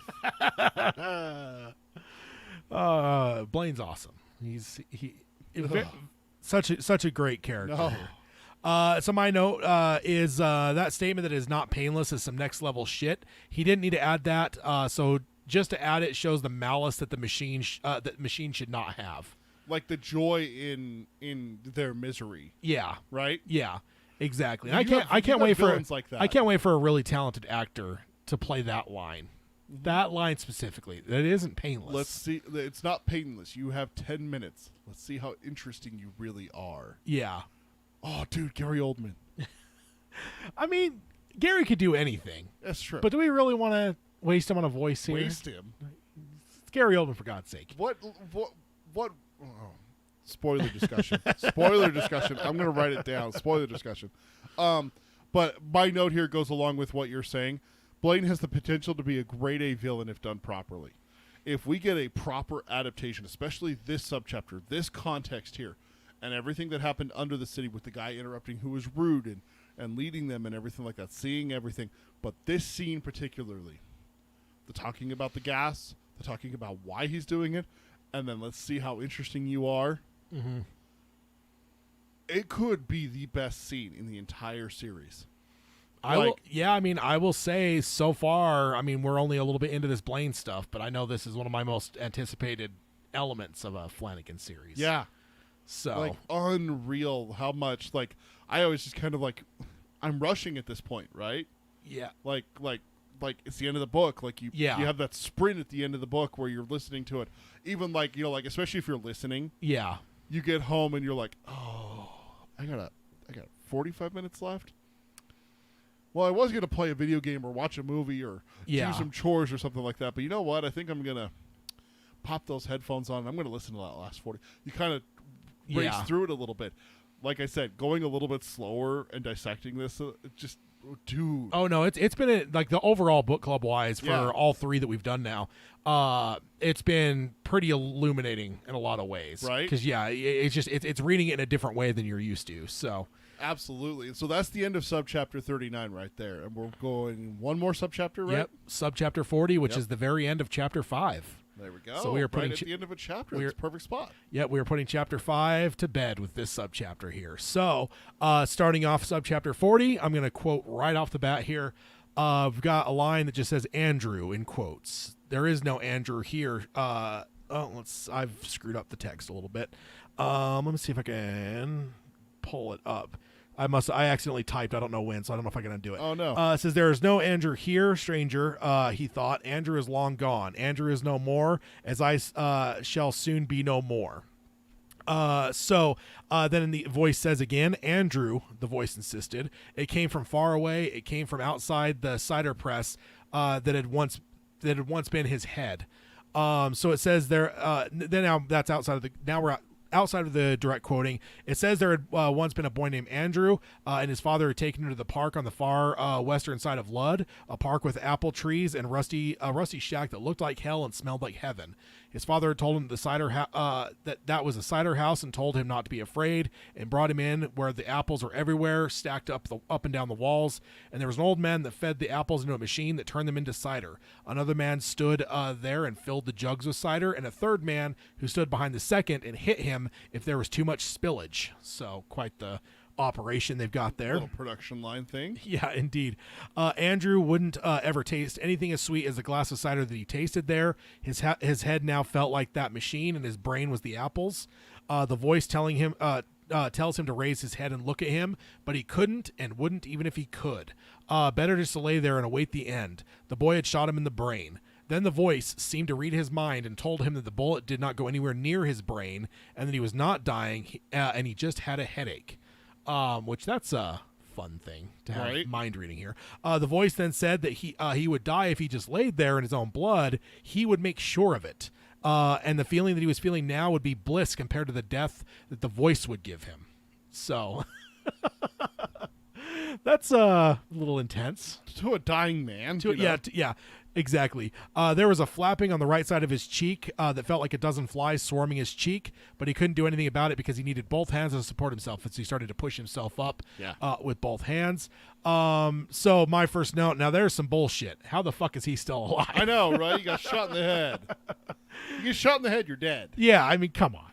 I mean, like you should be, right? Yeah, exactly. Like I just remember being a little bit annoyed that Mr. TikTok is still alive.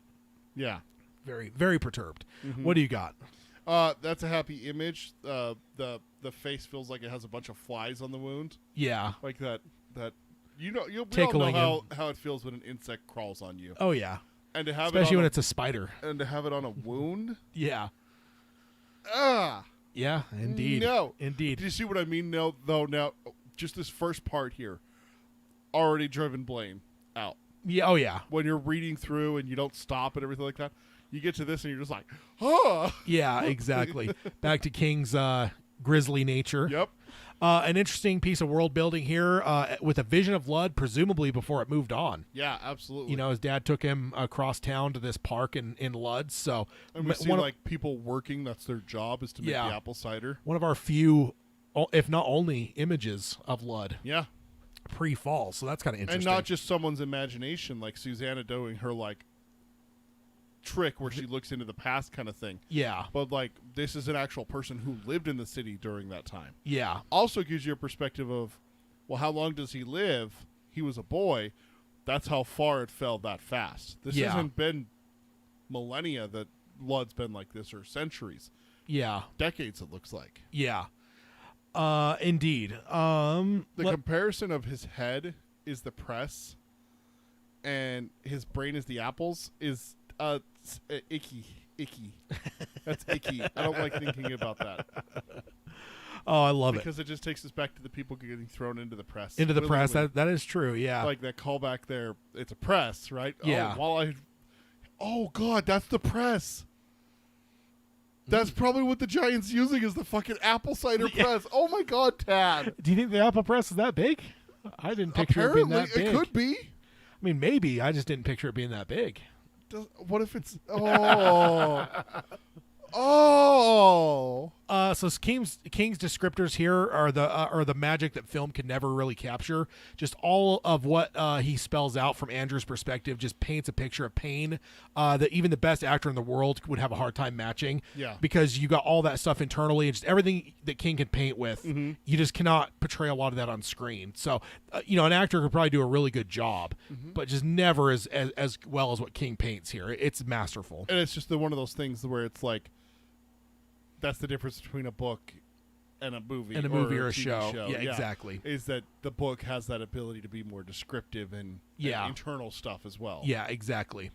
Also strange that in the sheer panic that Roland and Jake experience in subchapter 38, suddenly there is a voice that doesn't really seem to come off as panic or rushed. No, it's very calm. Like that's strange because it really felt like everyone was losing their mind. Everyone was losing their mind. So to hear a and I just think of how this would look on screen too, right? If you build that up for a couple scenes with Roland and Jake, that everything's just absolute pandemonium, and then suddenly in the midst of all that, maybe you can even hear all the screaming and shouting and burning and explosions in the background, but it's like low, but then you just have this calm voice that comes through. It just, how sinister would that be? Very sinister. So the figure standing on the far side of the room by the hatchway that led to the kitchen looked ghastly and unreal, partially because the overhead light was strobing, and partially because Andrew could only see out of one eye. Thank you, Oi. Yep, good boy. Oi. Yeah. He could not and did not want to remember what had happened to the other eye, but he felt none of these things were the reason entirely, and the figure was ghastly and unreal. The figure looked like a man, but Andrew didn't think that it was a man at all. The figure wore a short, dark belted jacket with a denim pants, old rusty boots that may have been worn by, and then the figure finishes his thought and said, a gunslinger maybe, and then it titters. So we already saw tittering from Blaine just a couple paragraphs ago in the last subchapter. TikTok tries to look at the face of the figure, but the jacket had a hood and it was up, so where the face should be was all hidden in shadow. The sirens stopped suddenly, and the lights stopped flashing. The figure says that now they can hear themselves think, and TikTok asked who he was. The figure said that he was a man of many names, and TikTok heard a laughter under his voice. And that just sounds fun. He gives some nonsense, kind of like some of Blaine's stuff, and then laughs in terms of just kind of like word nonsense. And then TikTok gets goosebumps because he feels that the laugh is like that of a wolf. A wolf. Interesting. Why is that interesting, Tad? It is very interesting. So I have a tendency just to assume that everyone that's maybe an unknown character in all King novels, this is not at all restricted to Dark Tower. Yep. But everything King, if there's a character that may be Randall Flagg, I just assume that they are. Until proven otherwise. Until proven otherwise every time.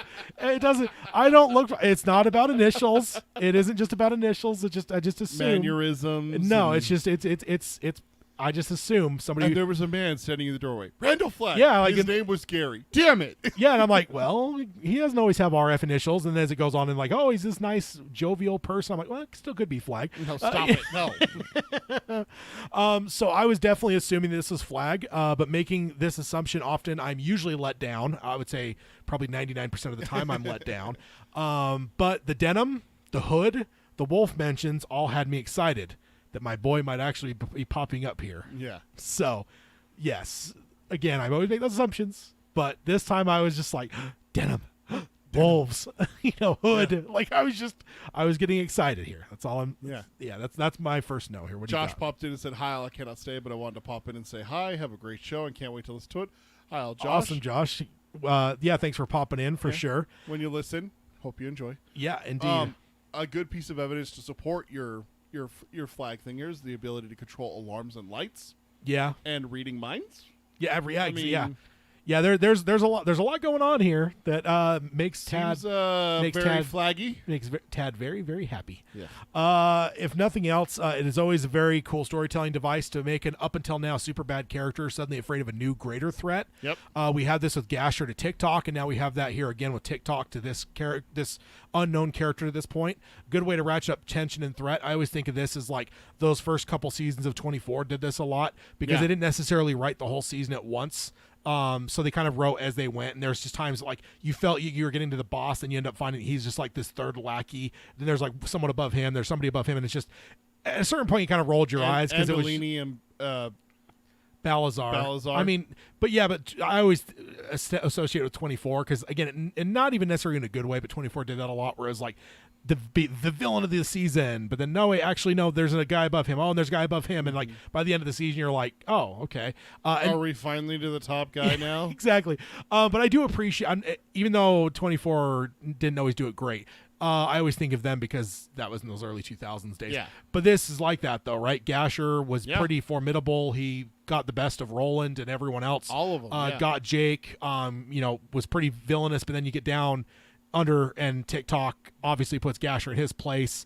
And then now you go even one further. Now TikTok is maybe more terrified of this character than Jake was even of TikTok. Yeah. Which is crazy to think about. Yeah, absolutely. Yeah. I always forget how badly TikTok was hurt by Oi, specifically that he loses an eye to the Bumbler. Yeah. It always comes back home here with how bad he's injured. Like, I know he gets shot in the head. That's like, if someone asked me 6 months away from now, like, hey, what happened to TikTok? Oh, Jake killed him. He shot him in the head.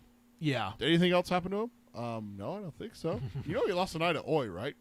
Oh, yeah. It's just one of those things that I always forget, and it's not a happy memory to stumble across that he had an eye go. Just another vicious Oi attack in this book here. Just another one, man. Stop it. You're telling me TikTok didn't deserve it? Oi is a menace, and he must be stopped, sir. Stop it. Hashtag Ted is terrible. That is the second most beloved character in Dark Tower Palaver history. You will not slander him. Oh, man. You know, he attacked Jake, attacked TikTok. Poor Susanna and Eddie better watch themselves here. Oi might attack them next. Oh, I love the spirit of it. So then the figure says that it has been called the Ageless Stranger as he walks towards Tiki. And as he does this, TikTok moans and tries to back up. He then says that he has been called Merlin or Marilyn, but who cares because he was never that one, but though he had never denied it. He says that he is sometimes called a magician or a wizard, but he hopes that to be on a more humble and human terms with Andrew. He takes his hood off, revealing a fair, broad-browed face that is not human despite looking pleasant. His hair stood in clumps like the feathers of a raven, and his teeth were that of a cannibal. Yeah. He then calls himself a Fannin, Richard Fannin, which we got the RF here, and says that's not exactly right, but it's close enough for government work. He held out his hand, whose palms were without his palm that was without lines, and said, "Shake the hand that shook the world." TikTok tries to scramble backwards as the flap of his scalp swung back and forth. That's fun. Too bad Hayden isn't still here, by the way. I know, right? It has been peeled loose by the low caliber bullet that only grooved his skull rather than piercing it. Does that count as a degloving? That is kind of degloving-ish. Like remove the skin, right? Like scalp is. Yeah, it's degloving. Degloving of the scalp. Quick no longer felt, or Andrew Quick, TikTok. I use these terms interchangeably. No longer felt the tickle or the pain. His entire mind was singularly focused. I have to get away from that beast that looks like a man. Ugh. So no more doubt from me.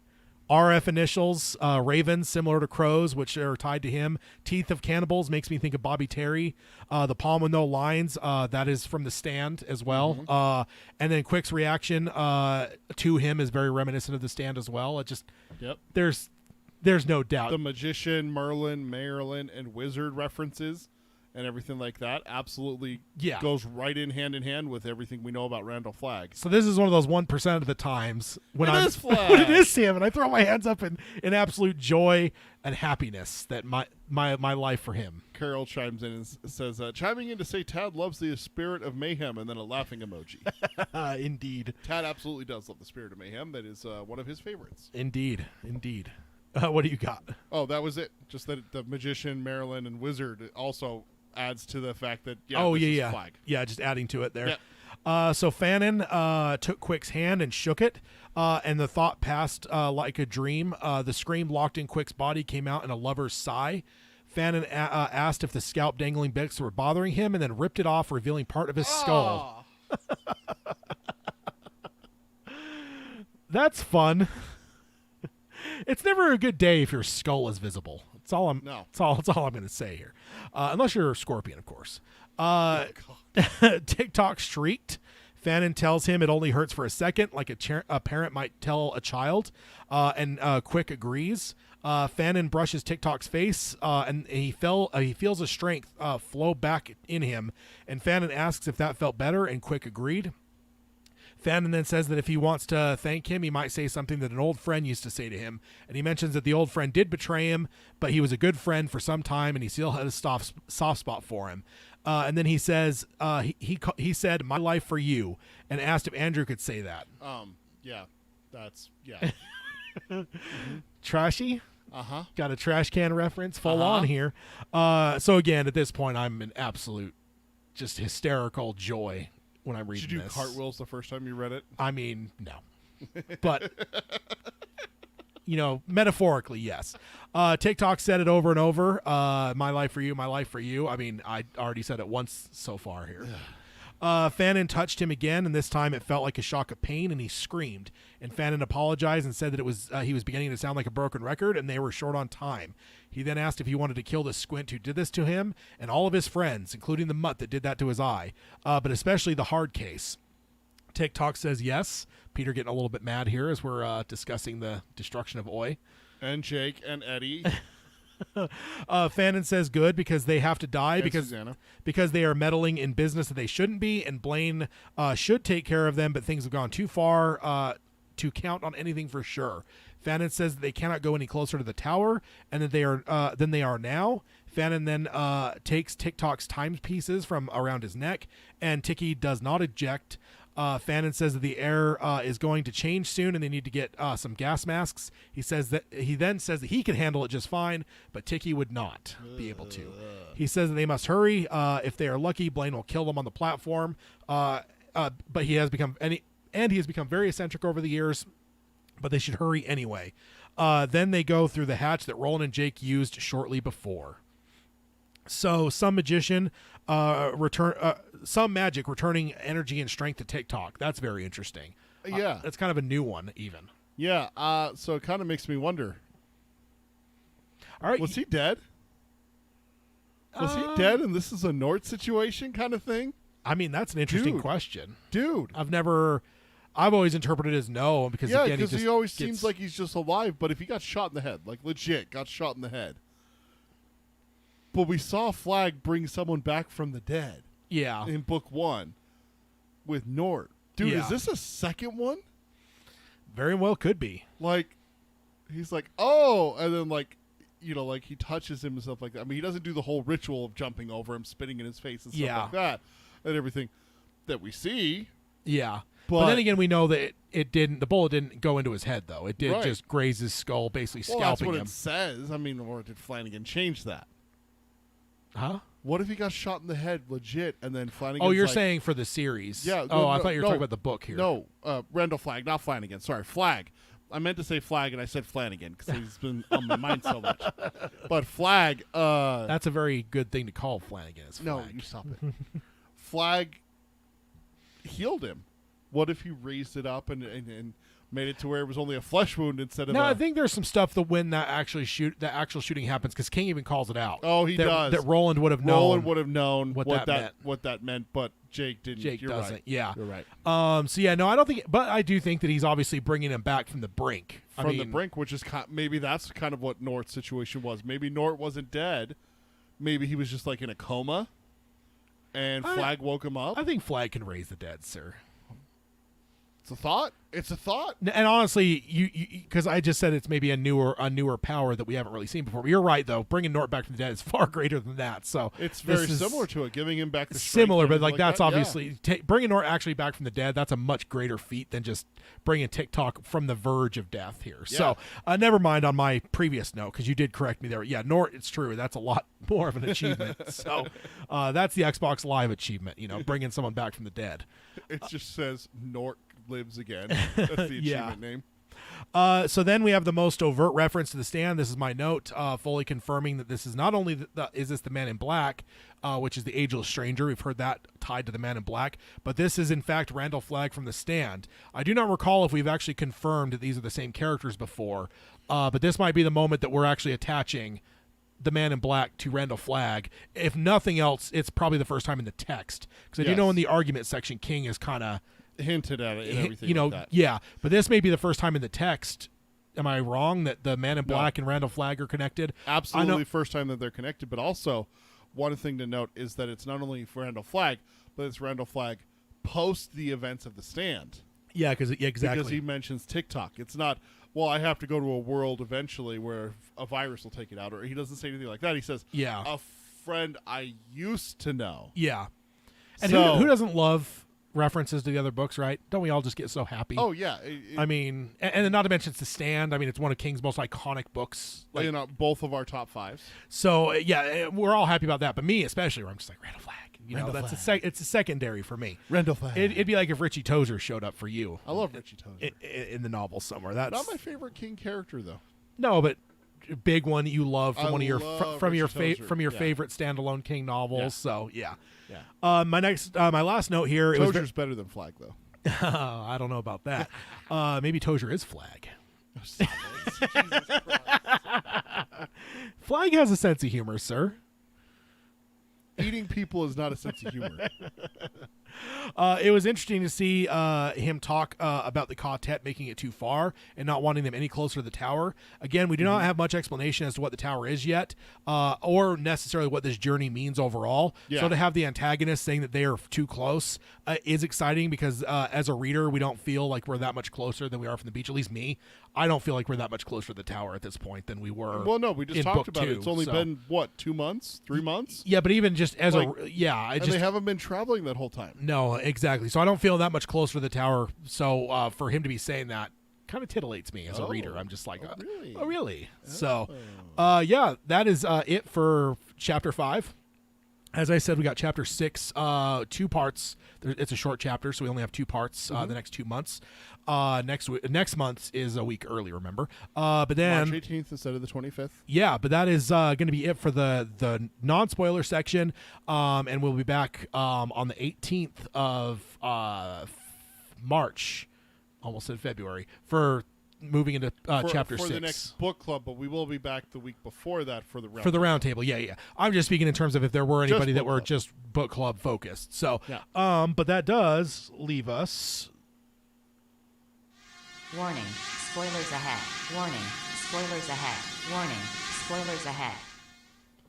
So we are now entering the spoiler section. If you have not finished the 7 primary books of the Dark Tower series, this section is no longer safe for you. So cry off and come on back maybe and watch or listen to the rest of this after you finish the series, because now we dive into the spoiler section.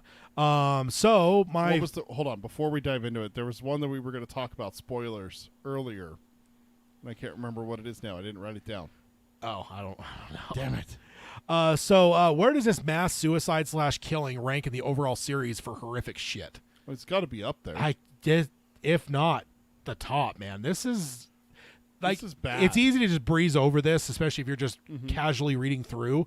But when you really think about this is thousands of people in a mass suicide / killing, and not in just like Jonestown, let's drink the Kool-Aid. No, like there's presses being used, there's hangings, there's slashing throats and wrists is mentioned. Poison, jumping off of a bridge into a river that's hundreds of feet below. Yeah, and if anyone survives this, it appears as though they're going to be gassed. So I just don't think I've ever thought about it until doing this prep for this episode. But I'm like, is this like some of the worst shit in the book in terms of just mass scale, right? Yeah. Like there's a lot of horrific shit in this series, but we've already covered a little bit. We'll cover a lot more as we move forward.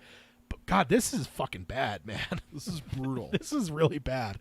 I've never really put that in context to because I don't think I've ever stopped through in this small section long enough to actually think about it in the larger context. But man, thinking about it in larger context, like, this is up there, man. This is way up there.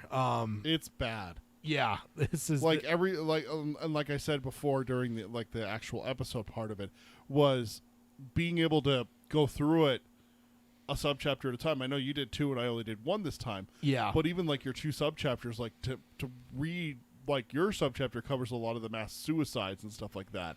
Yeah. And then for me to have Blaine talking so blasé about, yeah, I'm going to gas these fools, basically. Yeah. Having just kind of like a flippant attitude about it is just, it's numbing. It's chilling to think about how bad this is. Yeah. Plus, if you take the Nadine Cross element from The Stand of the worst thing you could do in a post-virus world is to kill someone. Yeah. This is a world that's moved on. There's not as many people left as there were before. So, and we've seen what is left may not exactly be whole. Look at the bees and the buffalo and all that kind of stuff. Yeah. So this killing of thousands is potentially a sizable chunk of the world's population, right? Like, yeah, when you make the population of the world go down by percentages. Yeah. Not like whole percentages. Not whole percentages, Yeah. not fractions of a percentage. And I think this would be whole percentages. This would absolutely quite a be bit, whole 'cause percentages in my mind. We don't know. We don't have like a freaking counting of what's in this world. But from everything we've seen so far, I don't think this world is very populated. I think Lud's probably one of the biggest. We've encountered exactly what, like up until small Lud, we have river crossing, 50 people max. Yeah, because Roland says that there's people watching them and they're hiding from them and everything like that.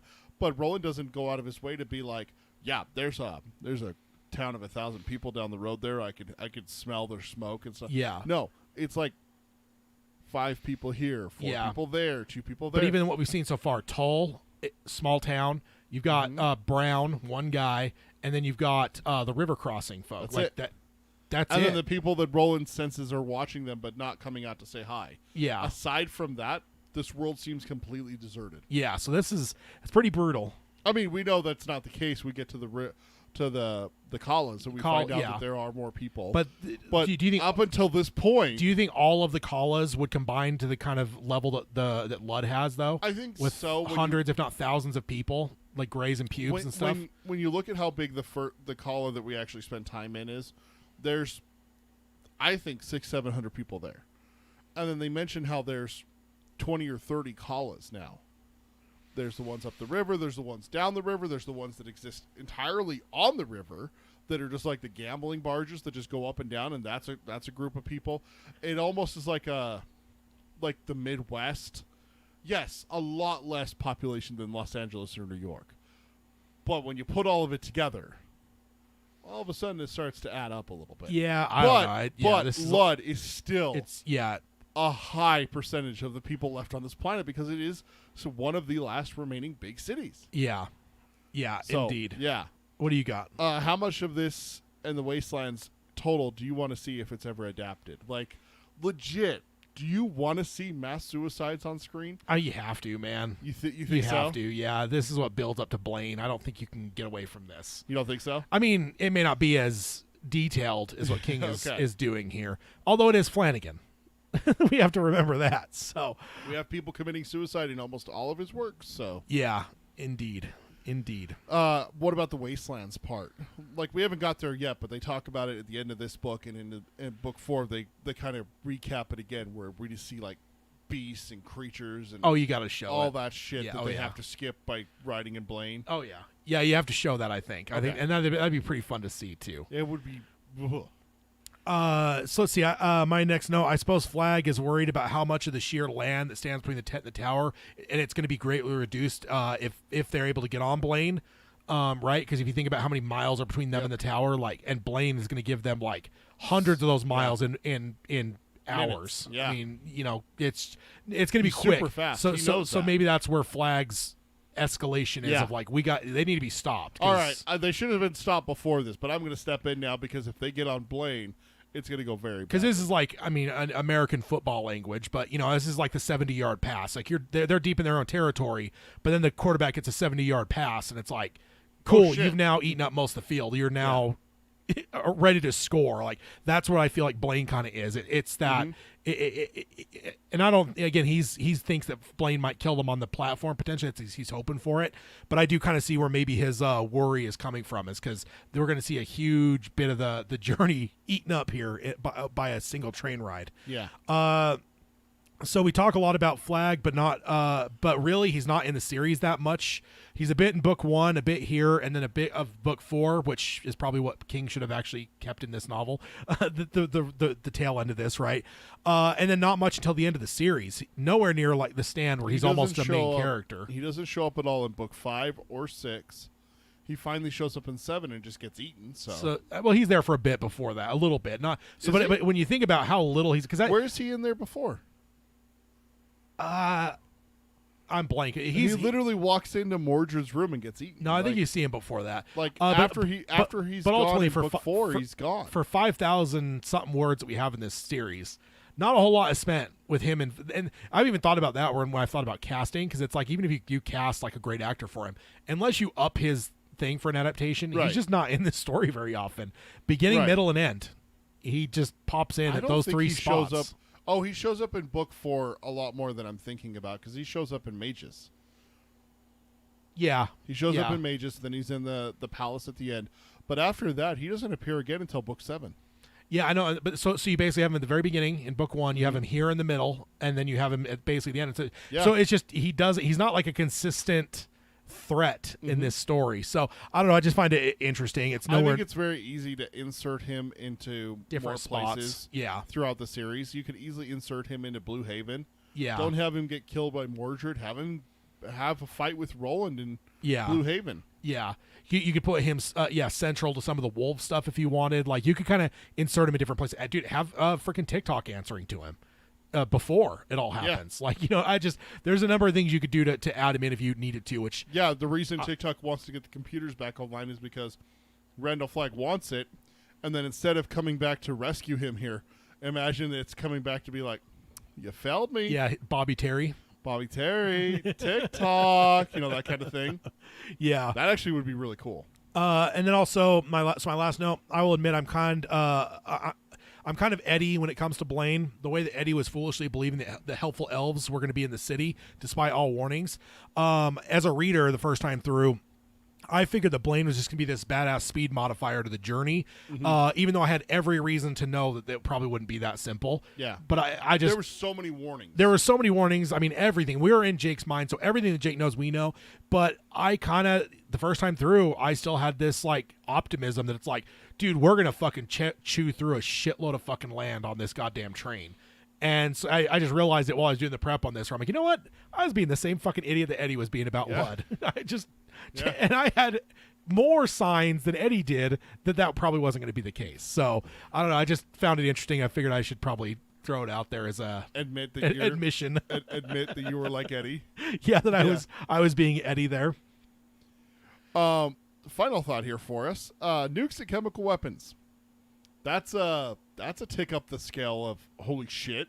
Yeah, we've talked so far about maybe this world is post-nuclear, right? Whatever, and I think Eddie says that to Roland, like your great old ones. Yeah, what the hell did you do? Like, yeah, they blew themselves to hell or whatever. So there's been some allusions to nukes, certainly, but there's so much bad in that one sentence from Blaine about I'm going to cause an explosion that releases the chemical weapons and biological weapons. Which, by the way, chemical and biological. Very different. Very different. Yes. Very different. One difference between mustard gas and a virus or something that you create. Yeah, we're talking like some of the shit that Captain they did. Trips. Yeah, some of the shit they did in medieval times as well as during World War II. I found out in some of the stuff that you've introduced me to is that certain countries would take bubonic plague infested lice and stuff like that, put them on dead bodies and launch them into cities. Yeah. Drop them from planes and shit like that. Like, yeah. That's fucking heinous, dude. Yeah. That's what we're talking about here, is shit like that. And yeah,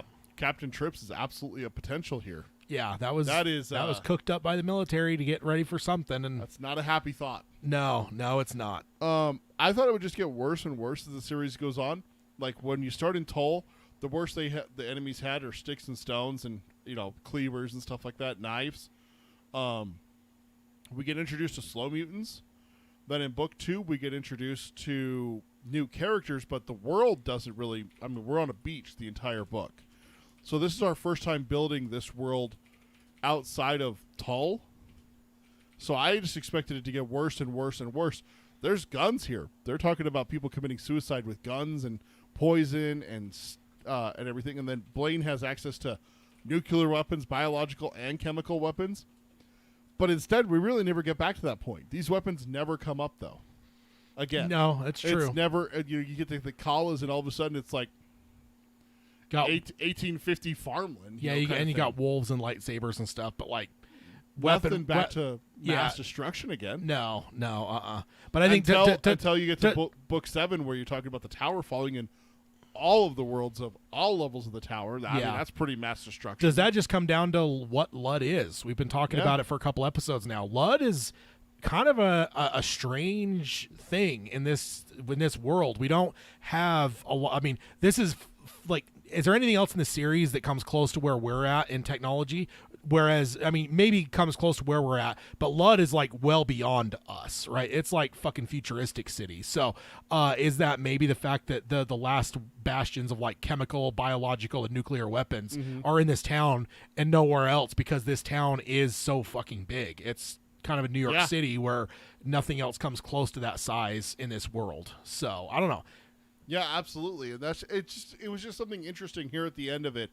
I stopped and I looked back on the series as a whole. Like, I took these three subchapters that we covered, and I kind of pulled back, and I looked at where they are. I looked at where they are on the timeline. I'm sorry, I'm pulling back physically when I'm trying to, like, metaphorically. And I'm looking at these three subchapters, and I'm like, shit, there was a lot of stuff talked about here, like technology and weapons and stuff like that are definitely sign of a more advanced technology and stuff like that. We never get shit like this again. No. Like nukes, chemical weapons, biological weapons. No, never comes the up wolves again. being robots and lightsabers and sneeches. Like, it's advanced, but it's a smaller scale. It's a smaller scale, and it's not meant for necessarily destruction, right? Yeah, like it's exactly. meant for harvesting. It's just interesting. They may as well be combines. Yeah. In a field, right? Up the ante on this one for sure, but also like you said, it kind of makes sense for the setting. It's Lud. Yeah. That's what Lud is. Exactly. And I do think that's really interesting. I don't think I've ever really put that as much thought. I'm glad that's why I love these book clubs so much. Because I don't think I've ever put that much thought into it before, but just how much of a standout Lud is in this world. Like, we don't see anything even close. Not even close. The rest of the way. I mean, we come back to our world, and our world has shit like that, but it's this is the only representation in Midworld that has this. Yeah. That has the technology and the electronics and a monorail system that can travel hundreds of miles an hour. And AI. Artificial intelligence, absolutely. And weapons of mass destruction. Yeah. Yeah. Not a happy thought for an AI to have weapons of mass destruction. We all know how that ends. Skynet? Dun dun dun dun dun dun dun dun. Oh, hey, Skynet's just trying to bring peace to the world, sir. You can keep saying that. They'll still kill you when machines take over. You know that, right? That's like the whole thing about it, right? Same with like Ultron and the Marvel is it's like the only way to get peace on the planet is to wipe out the humans. Like, that is the one thing that causes the violence on this planet is humans. Yep. So throw the baby out with the bathwater. Oh, but that is it. So that is chapter 5 of The Wastelands. We got chapter 6. Like I said, it's a shorter chapter, so we'll be able to cover it in 2 episodes. And then we are done with this book. I can't believe it. We're almost there. Holy cow! We got some riddles coming though, so it's gonna be fun. Yeah, we do. Let's go ahead and hit the outro stuff real quick. If you want to subscribe to us on your favorite podcasting service of your choice, you can do that, or you can stream us on Spotify or Stitcher. You can join us for the live streams at youtube.com/darktowerpalaver. You can find the show notes at darktowerpalaver.com. That's the hub for all things Dark Tower Palaver, including the March Madness stuff that will be starting on March 1st, which I believe is Wednesday, if you're listening live. Or if you're listening on the podcast, you do have a couple days until that starts, unless you're listening far in the future. If so, then maybe it's still going. If you're in March of 2023, the March Madness is going. Go to darktowerpalaver.com to find the link for it. Then if you want to support us, you can do that at patreon.com/darktowerpalaver. And you can join us there. We'll be doing a hangout with our next episode.